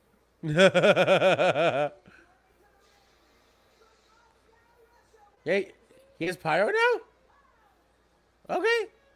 I'll take it. Yeah, I'm good with it. Sure. I'm down. This issue brings like a sick entrance, I'm not gonna lie. This is a sick entrance. TKO does it with ESPN deal with UFC. I hope not, though, says C. Henry. Yeah, but I also think that I think that part of TKO purchasing WWE is the idea that WWE has pretty much pioneered the idea of a streaming sports network, right, as far as what they've been able to do. The WWE, I mean, look at what the WWE network sold for. Yeah. I mean, it's Oh, yeah, incredible. right. So I think that part of TKO joining with WWE is to learn what to do and what not to do with a streaming Right. service. And I think that, I mean, think about this. Let's say the PLE rights or the WWE network rights, Right. expire at Peacock, and WWE, because right now streaming sports networks are the big thing. All these companies are joining together to start their own streaming sports networks. Think about WWE when their deal runs out with Peacock. They start their own streaming network with TKO, and it's WWE and UFC in one app. That would be, honestly, I would buy that. Because I think they're getting to I the would buy point that. where I wouldn't be surprised if next year we don't start seeing, or even I don't know if it's probably too late this year, but I would think next year we could see actual weekends where one night is WWE, one night is UFC in the same building, in the same, like, I see it happening. I think all of this TKO, getting in the WWE business stuff is all very pointed towards, Right. Conquering the sports world with an app and with major events like that. Yeah. Plus, if they do that, I will immediately cancel Peacock just to go over to the network. It's one reason I have Peacock now is because I don't. Is because of the network. I like the Office Superfan episodes. I mean that too. That's fair. That's I don't fair. know if I could give that up. You And don't know if you give that up? we're watching Law and Order SVU on there. So Oh, I are you? mean, Okay. by the time all of this happens, we still won't have gotten through 27 seasons of. They're on they're on SVU. 27 right now. Yeah. Honestly, what I would like to see happen right now is I would like to see Drew McIntyre and Sheamus just kill each other, and Ilya sneak in there and grab the win. Oh wow! Oh wow! I would love to see that. Okay. Because it's different, because it's a fresh face. Right. You know what I mean? Like I just, because Drew McIntyre doesn't need this. Drew McIntyre is only hanging around until CM Punk is healthy and they can start that feud properly. Yeah. And I don't know that Sheamus needs this. I mean, Ilya Dragunov has got tons to prove right now. Mm-hmm. But he would be a real interesting like wild card for that ladder match. Oh yeah, that, and he would fit so well in that whole crazy match antics because he's just nuts. Dude. Oh yeah, absolutely. I agree. Just nuts. Yeah. Dude will find crazy things to do with the ladder. I can see that right now. Indeed.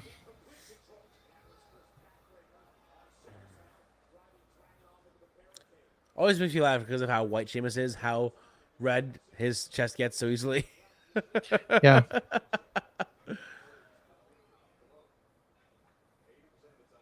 He goes from white to lobster in a matter of seconds.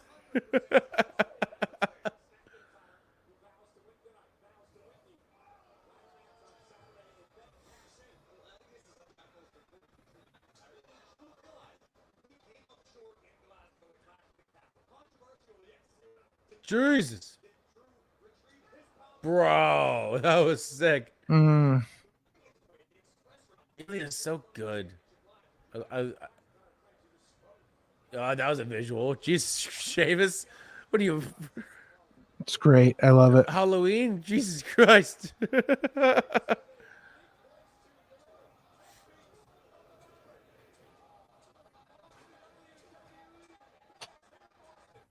Jesus. There's so many. This a little unnecessary.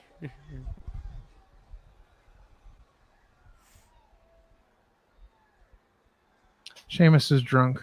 Sheamus is drunk. So while we're at it here, since we did get one end of the spectrum, we have to check out the other end of the spectrum. Right. Earlier we saw Overcooked. Yep. We also saw Cooked on the show yes, tonight, interestingly. And in fact, so now we have all 3 degrees of pork doneness. Yep. From undercooked to cooked to overcooked. Yep. And again, our good friends at the National Pork Producers Council, we thank you for that graphic. We appreciate all your support and all your work in good porkness. All right. So yeah, let's every time. Let's just run over a couple things here that we've talked about earlier in case you missed it. Again, geez. Our Discord, Join the Discord is a lot of fun. We have a lot of shenanigans so over there, kind of like what we do here. Yes, if you guys aren't doing anything this week, go back and watch episode 61 with the colony. Yeah. Well, 2/3 of the colony. Ultimo and Worker made it. Right. Electro Ant was attending a refereeing workshop, so he was unable to make it. So go ahead and check that out. If you're looking for merch, hey, you can't go better than the new Wild LLC shirt over on prowrestlingtees.com/BrianAce, unless of course you're going to buy our new merch, which is the Opinion City Wild LLC. Let us in merchandise. We've got shirts, we've got hoodies, we've got everything you could think of, and we've got other kinds of merch over there as well. We've got other designs. We've got fanny packs. Don't forget about those. Those are coming back. So hit that up. We've got the links down in the description as well. Support our friends. One of our good friends, Kodama, has some beard care, guys. If you really want to take care of your beards, this is the way to go. It is a sweet vanilla ice cream and maple cone scented beard product. So please, there's oils, balms, washes, soaps. There's beard care products. You definitely want to check that out, and also check out episode 46 of the Opinion City podcast, where Kodama appeared with his tag team partner Obarian. We talked to the Batiri. It was a great episode, one that you will honestly not believe. You'll honestly not believe for sure. So yes, many wonderful things for you to check out on our YouTube channel. There's all kinds of stuff. We're going to have some new episodes of Wrestling with Life coming up in the next couple weeks. So lots of great stuff over there to check out. And so we're this is it. We're what at let's see, 10:48 at the home stretch. Yes, we are on the home stretch. We've got our main event here. Sheamus, Drew McIntyre, and Ilya Dragunov just smashing it out to see who's going to get that last spot in Money in the Bank. Yep. They're smashing it like you should smash our subscribe button so you don't miss anything. Because, we do all these great things here and we want to make sure that you don't miss any of them. So, again, like, share, and subscribe. You can check out our link tree. That's got all of our links on it. Just great stuff. And we thank you for all your support. Always. And forever. Yes. We can't do this without you. You're the glue, guys. You're the glue. Yes. Yes. You're the paste that all the kids eat in kindergarten. No. Yes. Listen, the only thing we say no to here is yeet. No to eating glue when you were a kid. No.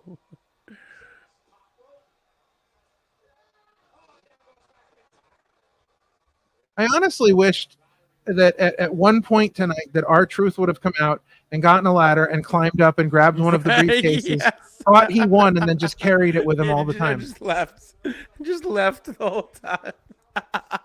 I'd find it funny if he grabbed one and then like next week they told him it was the women's Money in the Bank briefcase. Right.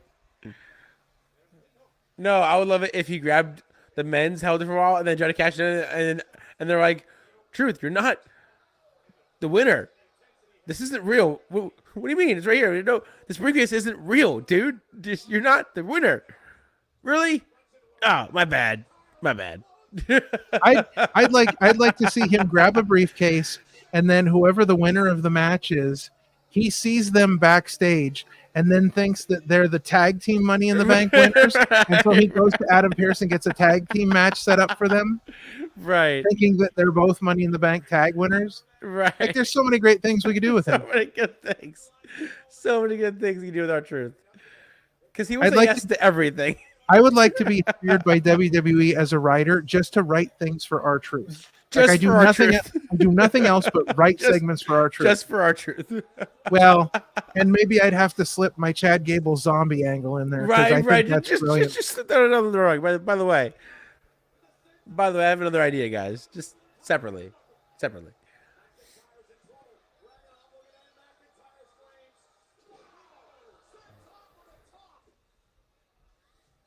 That was a 6 senton. It was, yeah.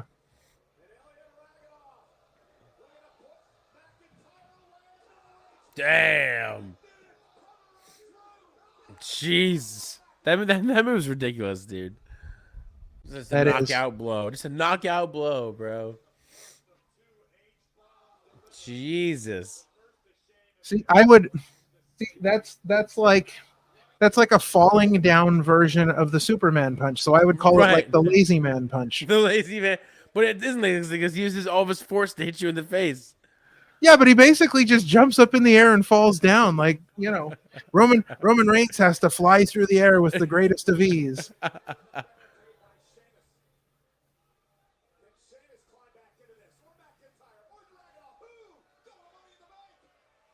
Oh, a third ad? Wow. Another commercial break. Oh, wow. Geez. 3 ads for 1 match at the end. That's crazy, bro. That's crazy. That is crazy. I don't even know what to say to that. That is too much. It is too much. I can't wait till we wait, we didn't. Did we miss it already? Maybe we did. Miss what? I don't know. Hold on. Yeah, we were we were gonna, so here's an interesting story.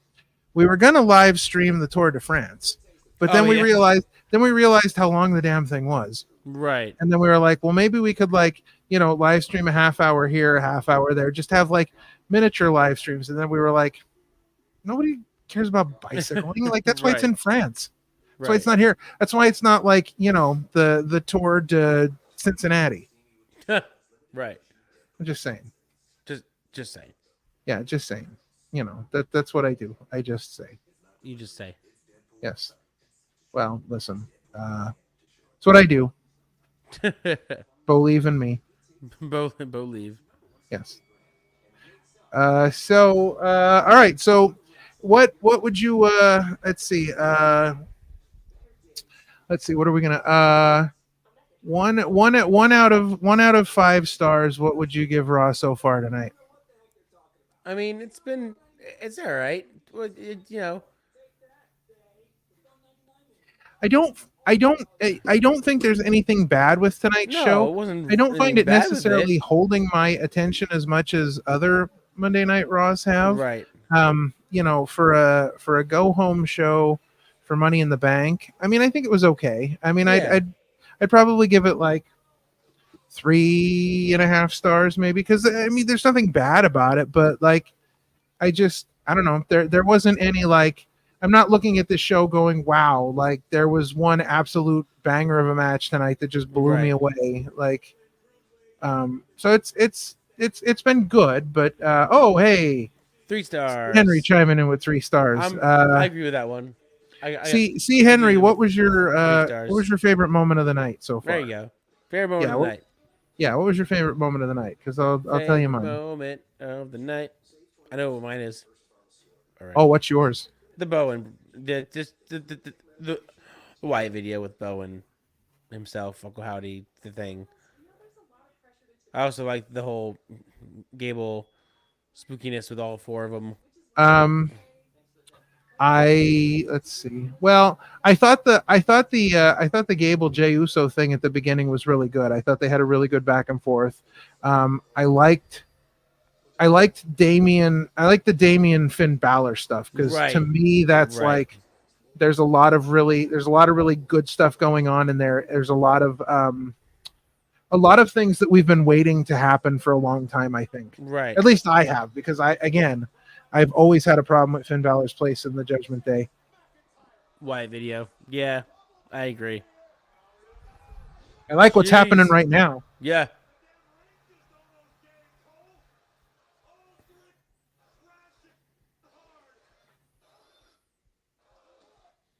I cannot wait till it's all uncensored. Oh, it's so disgusting. I cannot wait.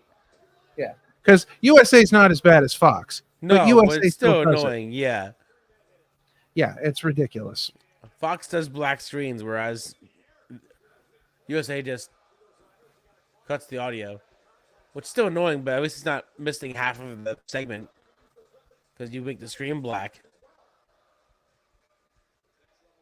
There were so many different moments last Friday of that. I'm like, dude, you're ruining your show with your black screens. Even though now I'm thinking it's not them, it's Fox, but still. Yeah.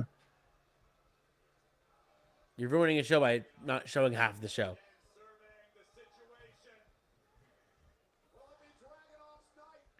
Oh God, Jesus! I did like the Wyatt video tonight. Although I will say that if they had just shown a Wyatt video again this week and not done what they did at the beginning of the show, I would not have been very pleased with that. Right. I would have. I think the fact that they did both things, right. You know, I think that kind of made the night with it. But right. I agree.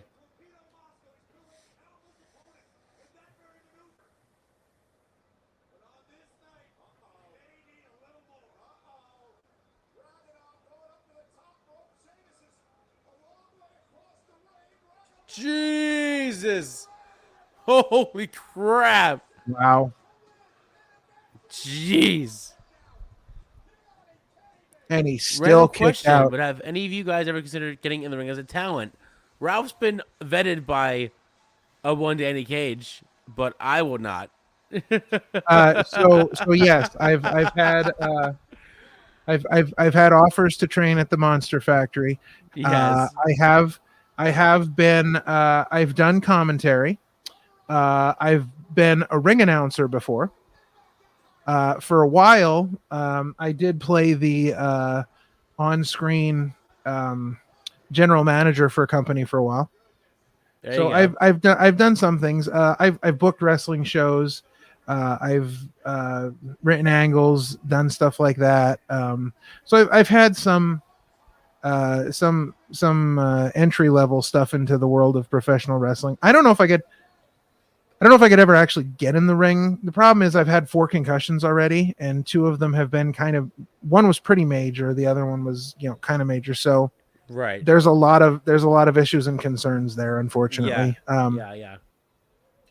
I would probably have to like wrestle with a helmet or something. I don't know. Right.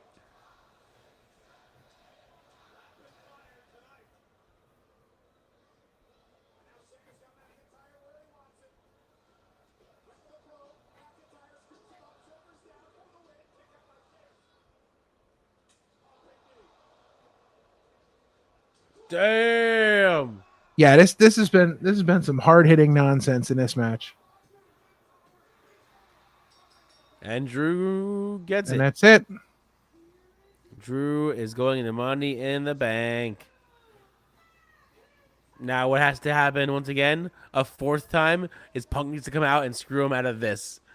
Just to further that feud. Just a little bit more. Well, I don't know. After the beating that CM Punk took last week, right? I don't know if that's maybe the direction they're going. But geez, but can you imagine if that's what happened again? Punk comes out. Oh yeah, again. It'd be insane. Yeah. Screws him yet again.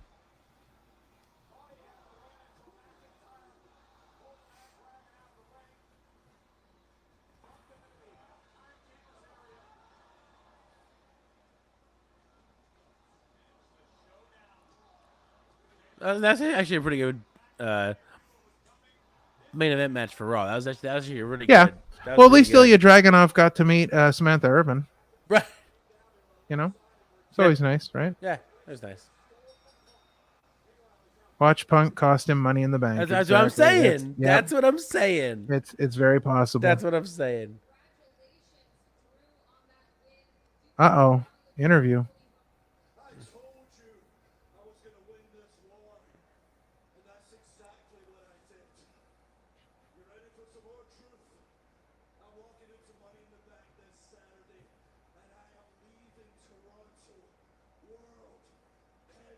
Oh boy. Wow. Oh boy.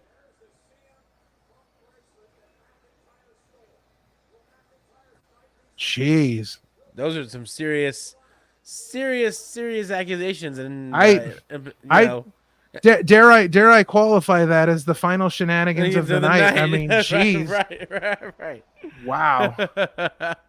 Well, ladies funny. and gentlemen, another Monday Night Raw is in the books. We thank you for joining us. Before we get out of here, we've got a couple things to let you know about, a couple programming notes for the Opinion City podcast, guys. This Friday, check out, it's Chillin' with the Bros. Yeah. Guess who's back? Adam the Guy's back. And he's going to be hanging out with Parmesan this Friday for Chillin' with the Bros. That begins at 7:45 Eastern on our YouTube channel. So make sure you join the guys and chill for some SmackDown. On Saturday, we're going to be over on the Discord. We're going to be chilling over on the Discord for some Money in the Bank. So head over to the Discord. Check us out over there, chilling for some Money in the Bank. Then on Sunday afternoon, guys, we have episode 62 of the Opinion City podcast with our special guest, Chief of Staff, the Chief of Staff of Wild LLC. Dylan Mesh will be joining us to discuss the Wild LLC, discuss how Dylan Mania has been running wild, to discuss all the stuff. And then Sunday night, I'm sure some of us will be hanging out in the Discord again because we've got NXT Heatwave, so I'm sure we'll be hanging out for that as well. So guys, we got Come hang 2 on Discord PLEs. and enjoy us. Yeah, we got 2 PLEs this week. We're going to be enjoying them Wrestling over on the galore. Discord. Yeah, so again, join our Discord. It's a great place Join to the be. Come hang really out, want have fun. Everyone is welcome. Join. We're super excited about that. So it has been a great night. Thanks for the love, C. Henry. Great chilling Always with you good to see you, guys. buddy. Love to have everyone here. So again, this has been King Ralph and Parmesan. We've been here. You've been chilling with the OC for Monday Night Raw. Guys, we will see you on Friday for Chilling with the Bros.